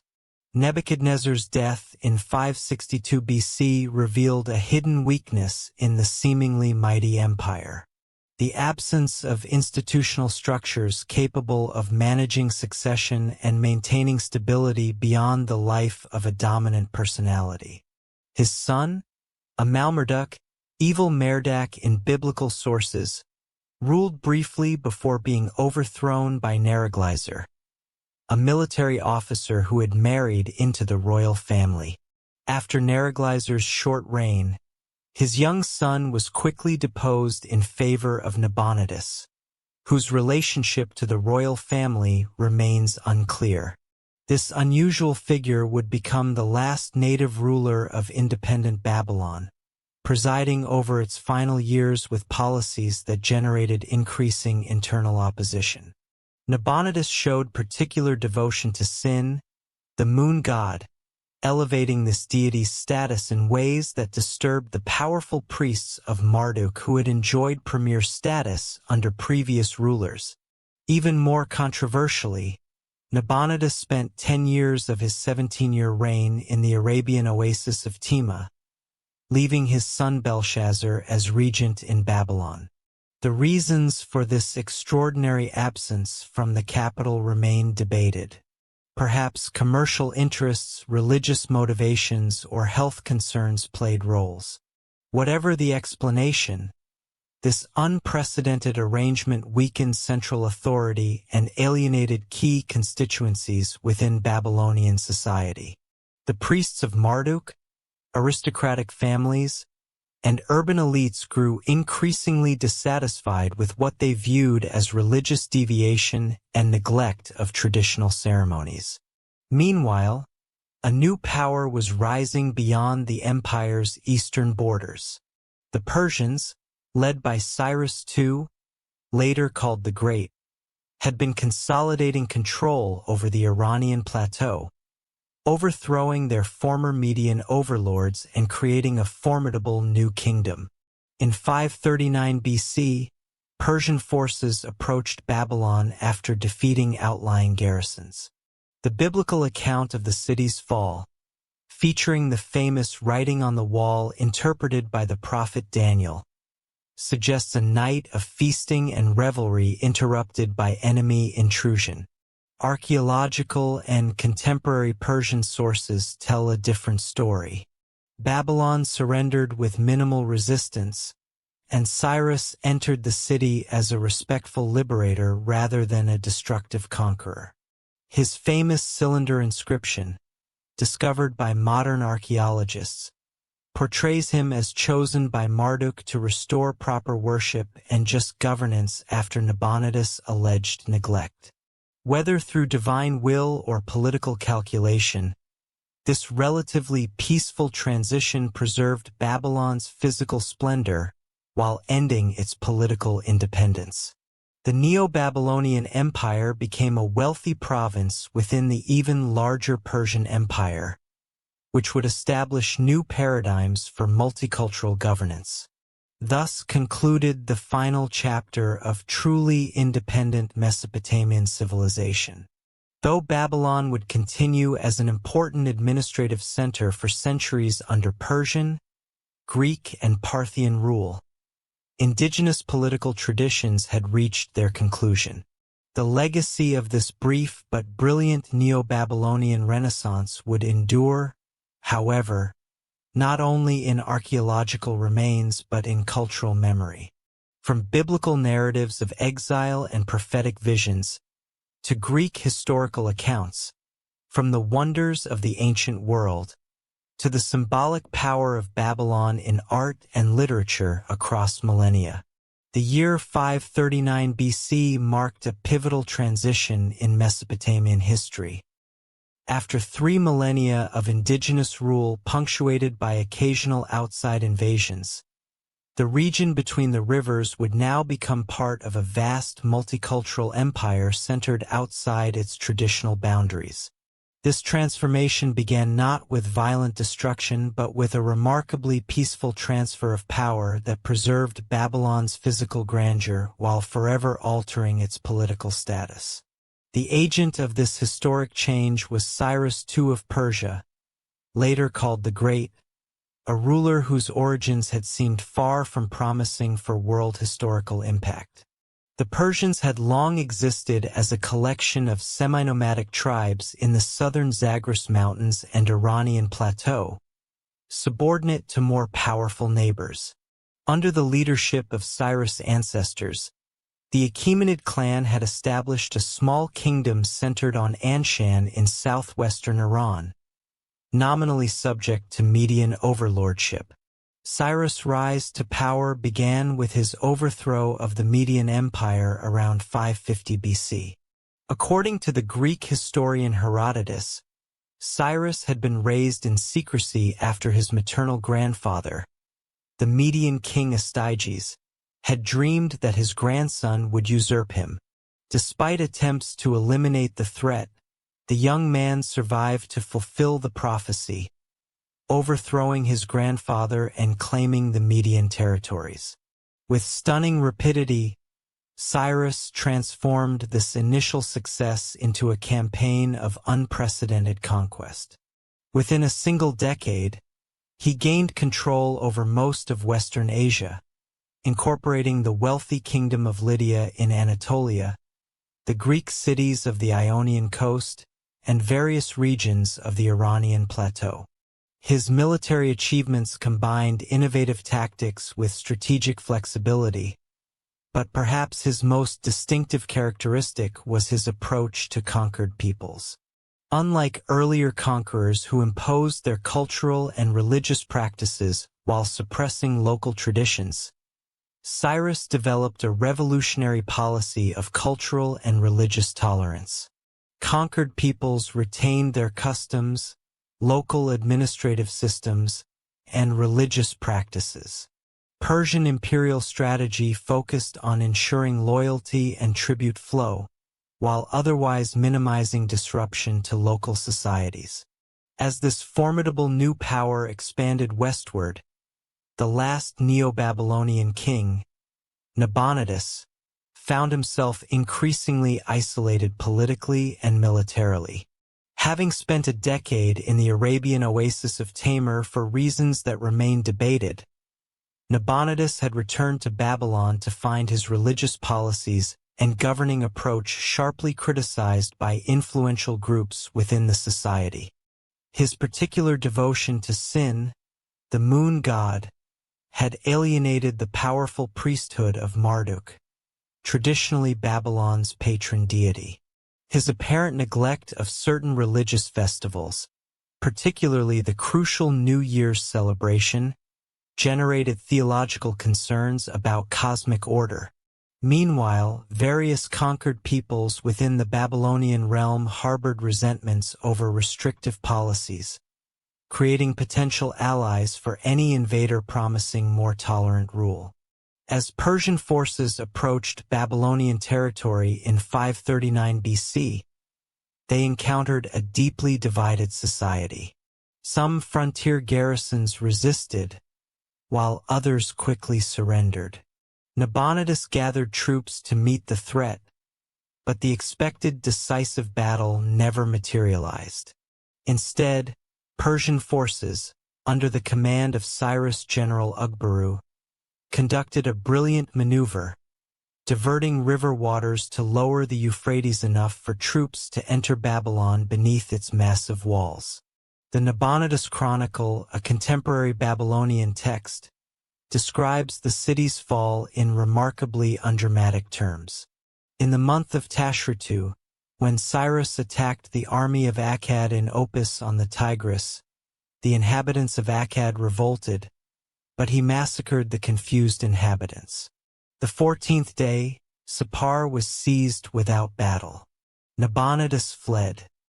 The 16th day, Ugbaru, governor of Gudium, and the army of Cyrus entered Babylon without battle. Afterward, Nabonidus was arrested in Babylon when he returned. This account, with its emphasis on without battle, contrasts sharply with the catastrophic destructions that had ended many previous Mesopotamian regimes. The famous biblical account in the Book of Daniel, featuring the disembodied hand writing mysterious words on the palace wall during Belshazzar's feast, adds dramatic elements but similarly emphasizes the city's fall without significant resistance. Cyrus himself arrived in Babylon shortly after its capture and implemented policies that would define Persian imperial governance for centuries.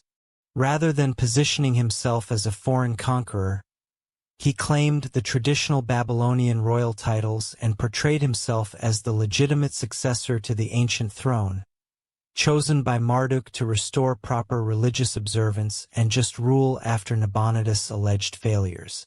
The Cyrus cylinder, a clay barrel inscribed with the official Persian version of these events, represents one of history's earliest declarations of human rights policies. In this remarkable document, Cyrus describes his peaceful entry into Babylon, his concern for the city's well-being, and most significantly, his policy of allowing displaced peoples to return to their homelands and rebuild their religious institutions. This last policy had particular significance for the Jewish community.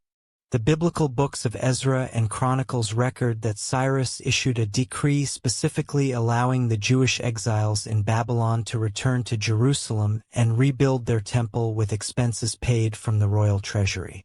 While only a portion of the exiles chose to return, this policy established Cyrus as a divinely appointed liberator in Jewish tradition, with the prophet Isaiah even referring to him as God's anointed one, Messiah. For Babylon itself, the Persian conquest marked the beginning of a new status. No longer an imperial capital, but a wealthy provincial center within a far larger political entity.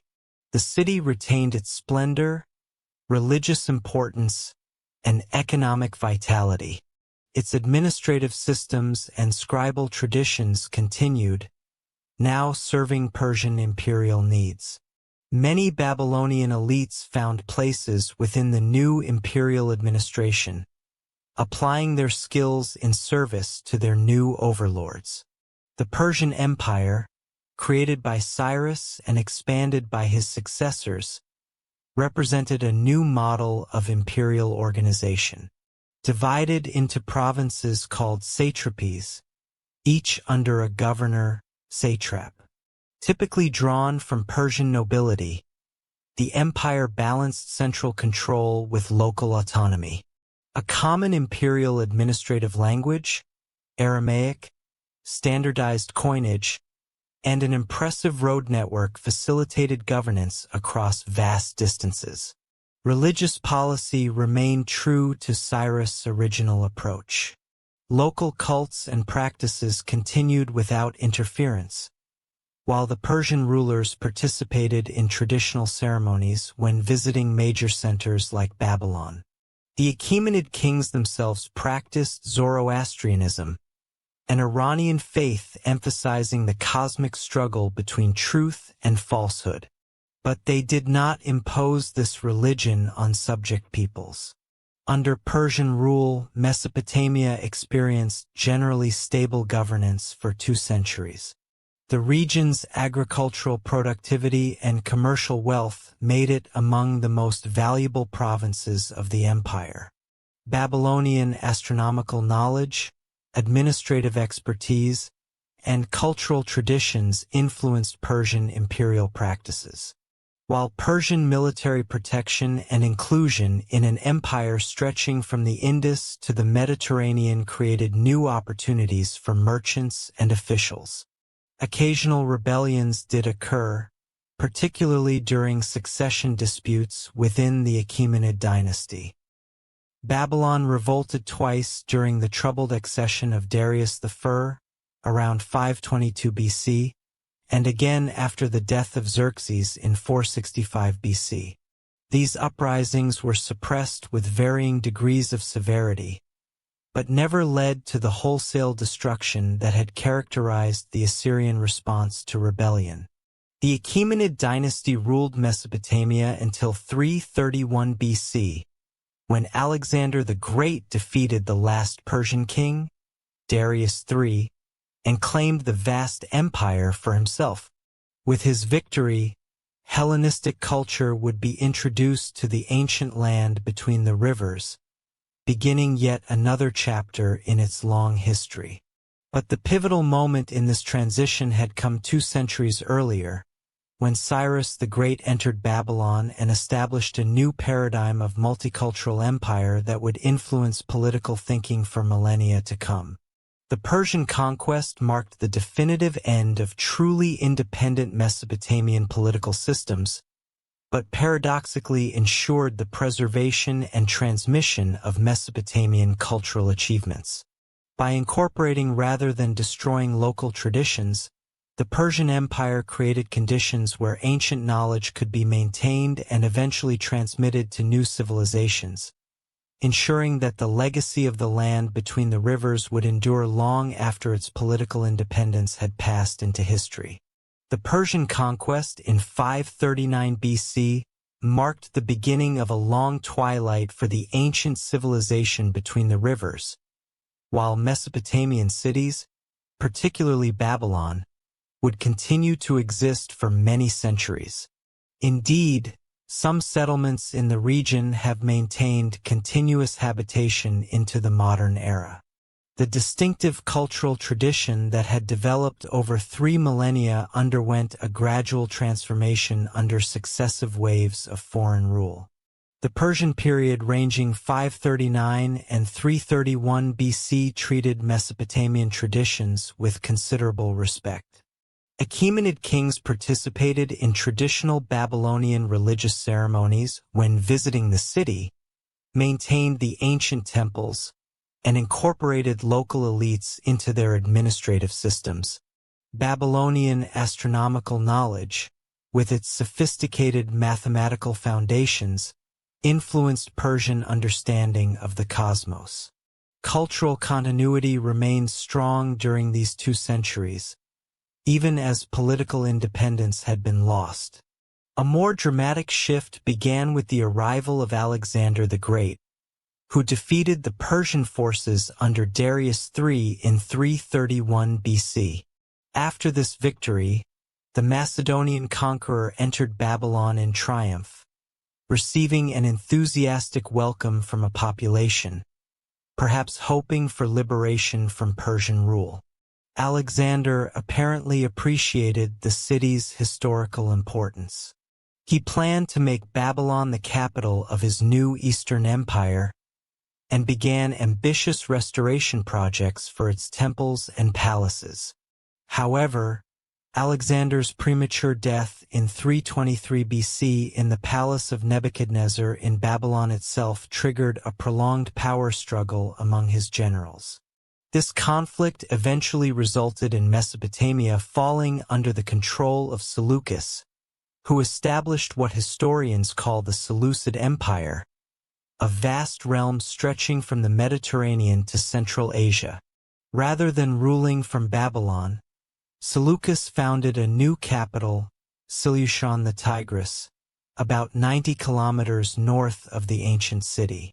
This new Greek-style polis, with its grid-planned streets, theaters, gymnasiums, and administrative centers, represented a deliberate attempt to implant Hellenistic culture in the heart of the ancient land. Many residents of Babylon gradually relocated to the new city, drawn by economic opportunities and tax incentives, beginning a slow decline in the ancient capital's population and importance. Under Seleucid rule, a complex cultural fusion began developing. Greek became the administrative language, and Greek architectural styles, artistic conventions, and religious practices were introduced throughout the region. Simultaneously, traditional Mesopotamian temples continued operating. Cuneiform writing persisted for religious and astronomical texts, and ancient literary works were still copied and studied in specialized scribal centers. This Greco-Mesopotamian synthesis is particularly evident in intellectual developments of the period. Babylonian astronomical traditions, with their emphasis on mathematical prediction of celestial movements, influenced Greek theoretical models of the cosmos. Simultaneously, Greek philosophical approaches affected how Babylonian scholars interpreted their ancient traditions.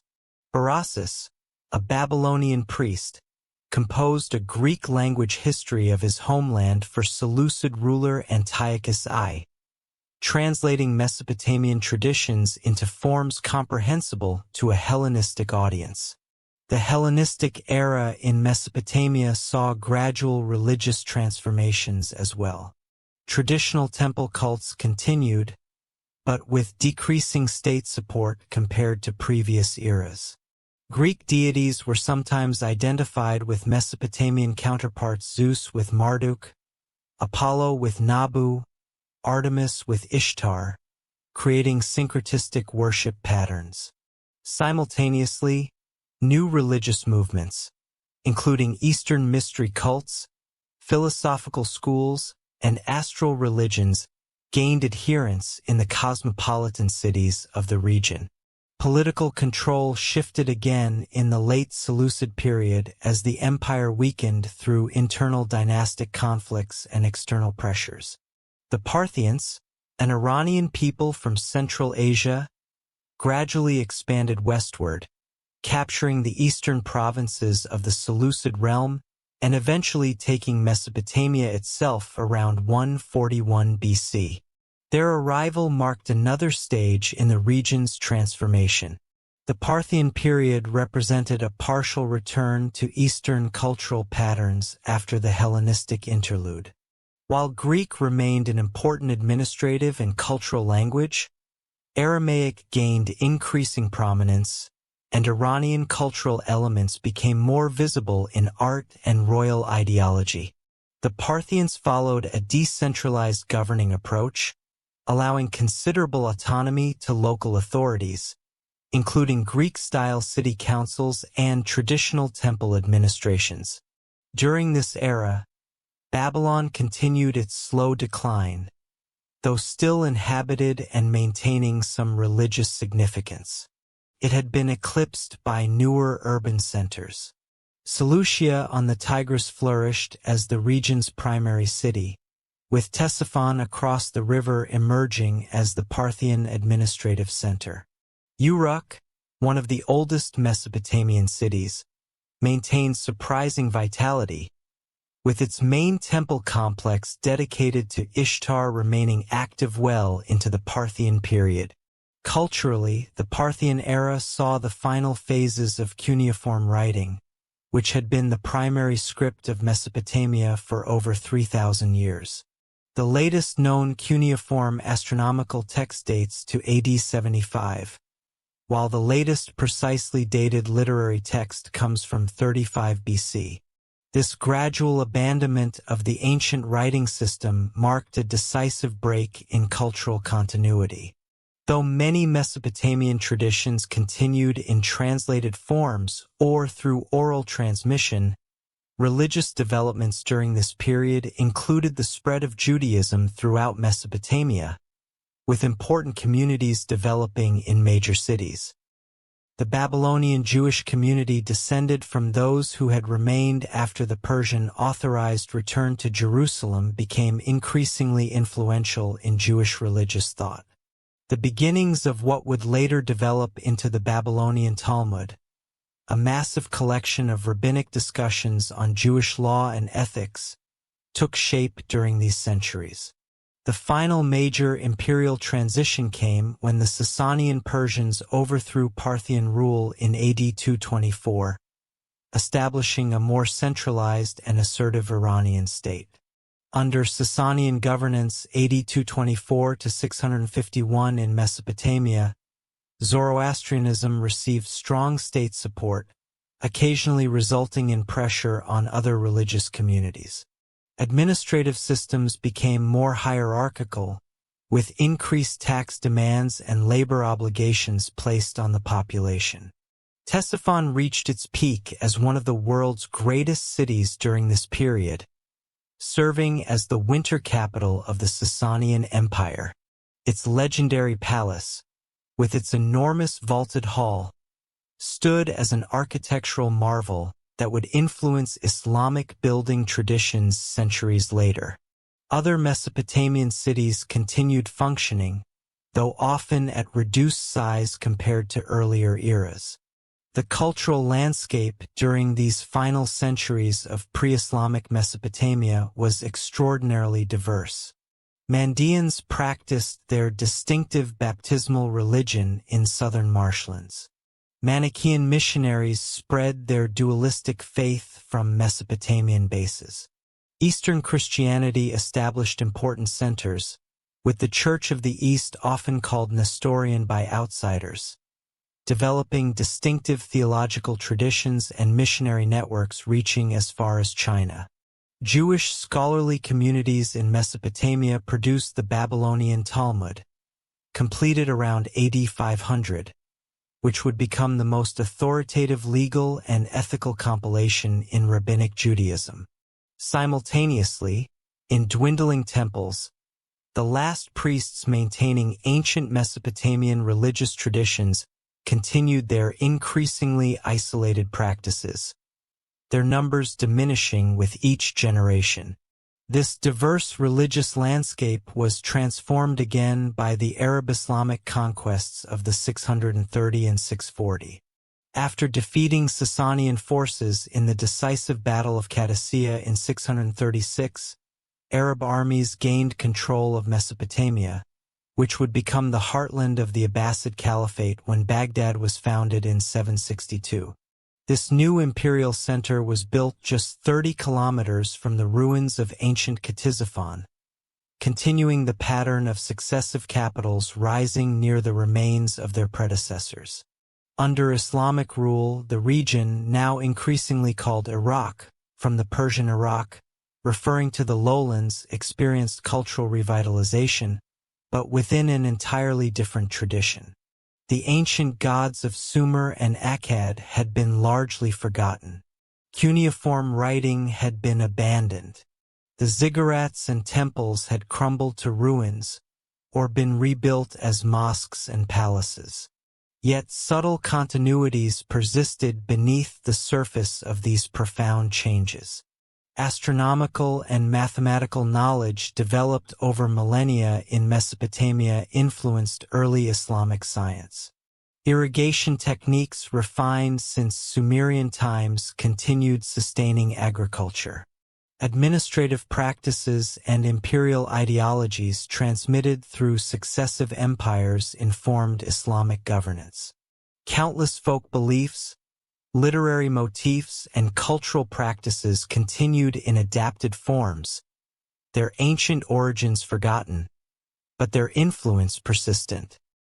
The final disappearance of recognizably Mesopotamian cultural traditions is impossible to date precisely. Like a river flowing into marshlands, the distinctive civilization that had begun at Eridu and Uruk in the 4th millennium BC gradually dissipated, its waters mixing with countless other streams to nourish newer cultural growth. Elements of Mesopotamian heritage persisted in Jewish communities, in astronomical knowledge, in irrigation practices, and in countless unrecognized influences on successor civilizations. Modern archaeological excavations beginning in the 19th century gradually revealed the forgotten splendor of ancient Mesopotamia. Cuneiform writing was deciphered, ziggurats excavated, and royal palaces unearthed from beneath centuries of accumulated soil. The recognition that this region had produced the world's first cities, earliest writing, and pioneering legal codes transformed humanity's understanding of its own origins. Today, the physical legacy of ancient Mesopotamia remains embedded in the landscape of modern Iraq and Syria, in archaeological sites, museum collections, and the genetic and cultural heritage of contemporary inhabitants.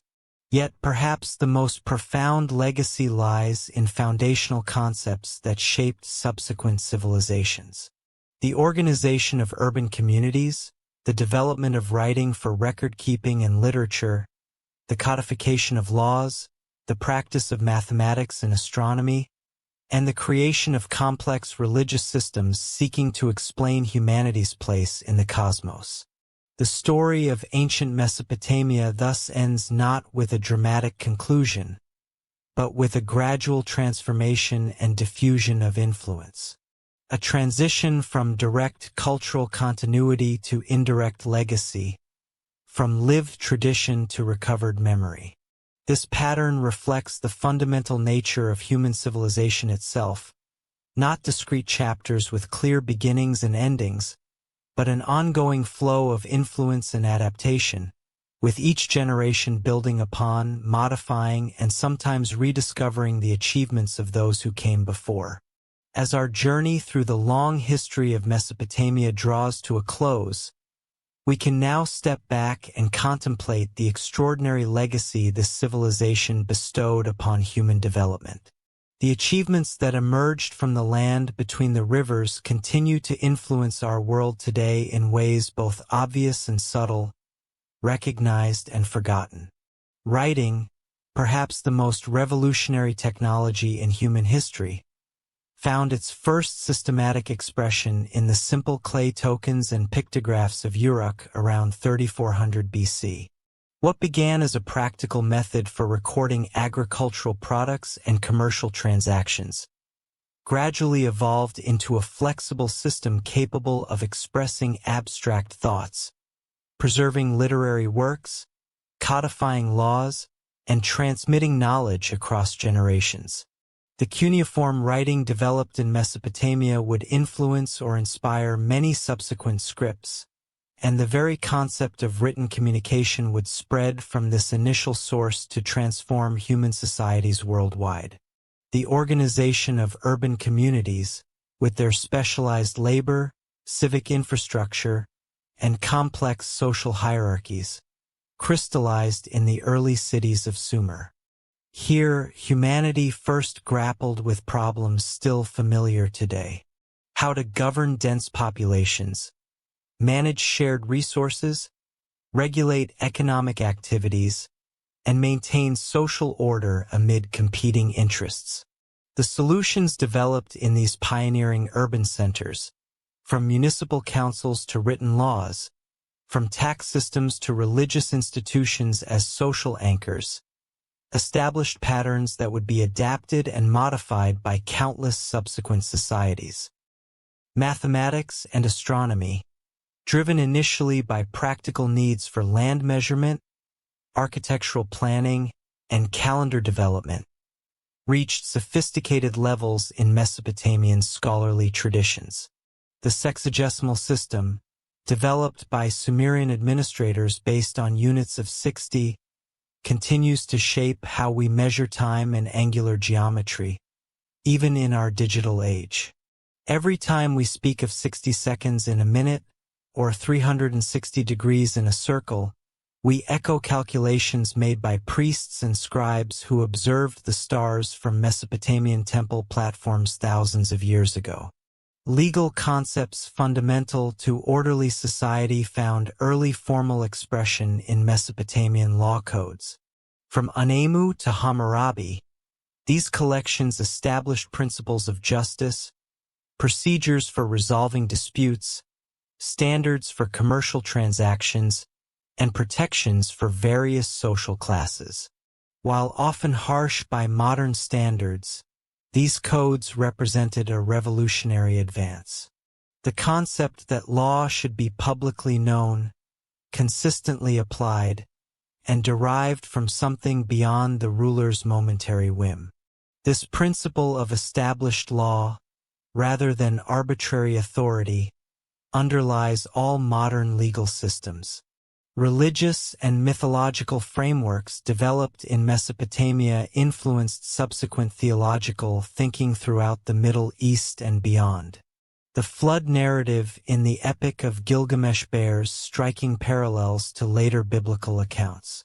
Concepts of divine justice, cosmic order versus chaos, and humanity's relationship with supernatural forces found expression in Mesopotamian religious texts that would echo through later faith traditions.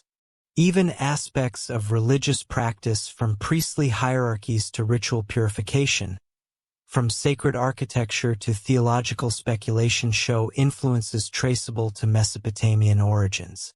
Technological innovations from this ancient land transformed daily life and economic possibilities. Irrigation systems developed by Sumerian farmers allowed agriculture to flourish in semi-arid environments, dramatically increasing food production. The potters' wheel revolutionized ceramic manufacturing. Advances in metallurgy progressed from simple copper tools to sophisticated bronze alloys. Wheeled vehicles changed transportation possibilities. Glass production, textile manufacturing, and countless other crafts reached levels of refinement that would influence subsequent civilizations across multiple continents. Political organizations, from city-states to territorial empires, found early expression between the Tigris and Euphrates. The tensions between local autonomy and central authority, between traditional practices and administrative efficiency, between diverse populations and unifying governance. All these fundamental political challenges were confronted by Mesopotamian rulers from Sargon to Nebuchadnezzar. Their experiments in statecraft, both successful and failed, provided models and cautionary tales for subsequent political systems across the ancient world. Literary forms exploring fundamental human questions emerged in the world's earliest known creative texts. The Epic of Gilgamesh confronts mortality, friendship, and the search for meaning in the face of inevitable death. Wisdom literature offered reflections on justice and suffering that would find parallels in later works like the biblical Book of Job. Creation myths explored humanity's place in the cosmic order. Love poetry, royal hymns, proverb collections, and humorous tales all found expression in cuneiform texts, establishing narrative and poetic traditions that would influence subsequent literatures. Perhaps most profoundly, Mesopotamia demonstrated humanity's capacity for cumulative cultural achievement, the ability to build upon previous generations' discoveries, to preserve and transmit knowledge, to adapt traditional practices to new circumstances, and to create institutions outlasting individual lifespans. This fundamental aspect of human civilization, our ability to stand on the shoulders of those who came before us, found its first sustained expression in the long cultural continuity between the rivers. When we trace these influences, we must acknowledge the complex nature of cultural transmission and parallel development. Some Mesopotamian innovations directly influenced subsequent societies through documented contact and deliberate adoption. Others may represent independent solutions to universal human challenges, with similarities reflecting common problems rather than direct influence. In many cases, Mesopotamian practices reached later societies through multiple intermediaries, transformed through successive cultural translations. The relationship between ancient Mesopotamia and contemporary society resembles a mighty river with countless tributaries and distributaries, some channels maintaining direct connection, others dividing and rejoining through complex networks, some apparently disappearing underground only to resurface in unexpected locations. The waters that first gathered in the floodplains of the Tigris and Euphrates have long since mingled with countless other streams. Yet they remain part of the great flow of human civilization that continues to this day. As modern inhabitants of a world shaped by electricity, digital communication, and space exploration, we might easily dismiss these ancient achievements as primitive or irrelevant. Yet the fundamental challenges of human existence, creating sustainable food systems, establishing just societies, understanding our place in the cosmos, expressing our hopes and fears through art and contemplating our mortality, remain as pressing today as they were for the inhabitants of Uruk or Babylon. The story of Mesopotamia reminds us that civilization is not a possession, but a process. Not an achievement, but an ongoing project.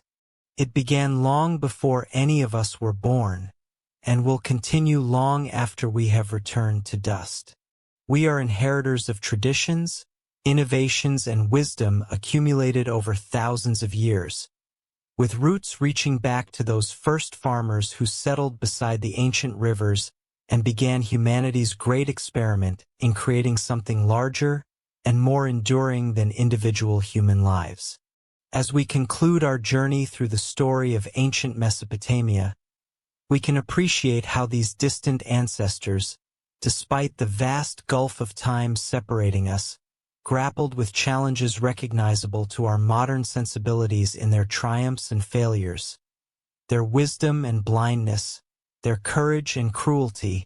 We can recognize reflections of our own humanity, reminding us that though the specific forms of civilization change dramatically across millennia, the fundamental human experiences of love and fear, wonder and uncertainty, creation and destruction remain remarkably constant. The legacy of Mesopotamia lives on in our minutes and hours, in our written words, in our cities and laws, in our religious concepts and scientific inquiry, and in our continuing effort to find meaning and create beauty in a world that, like the unpredictable floods of the ancient rivers, remains perpetually changing and eternally challenging.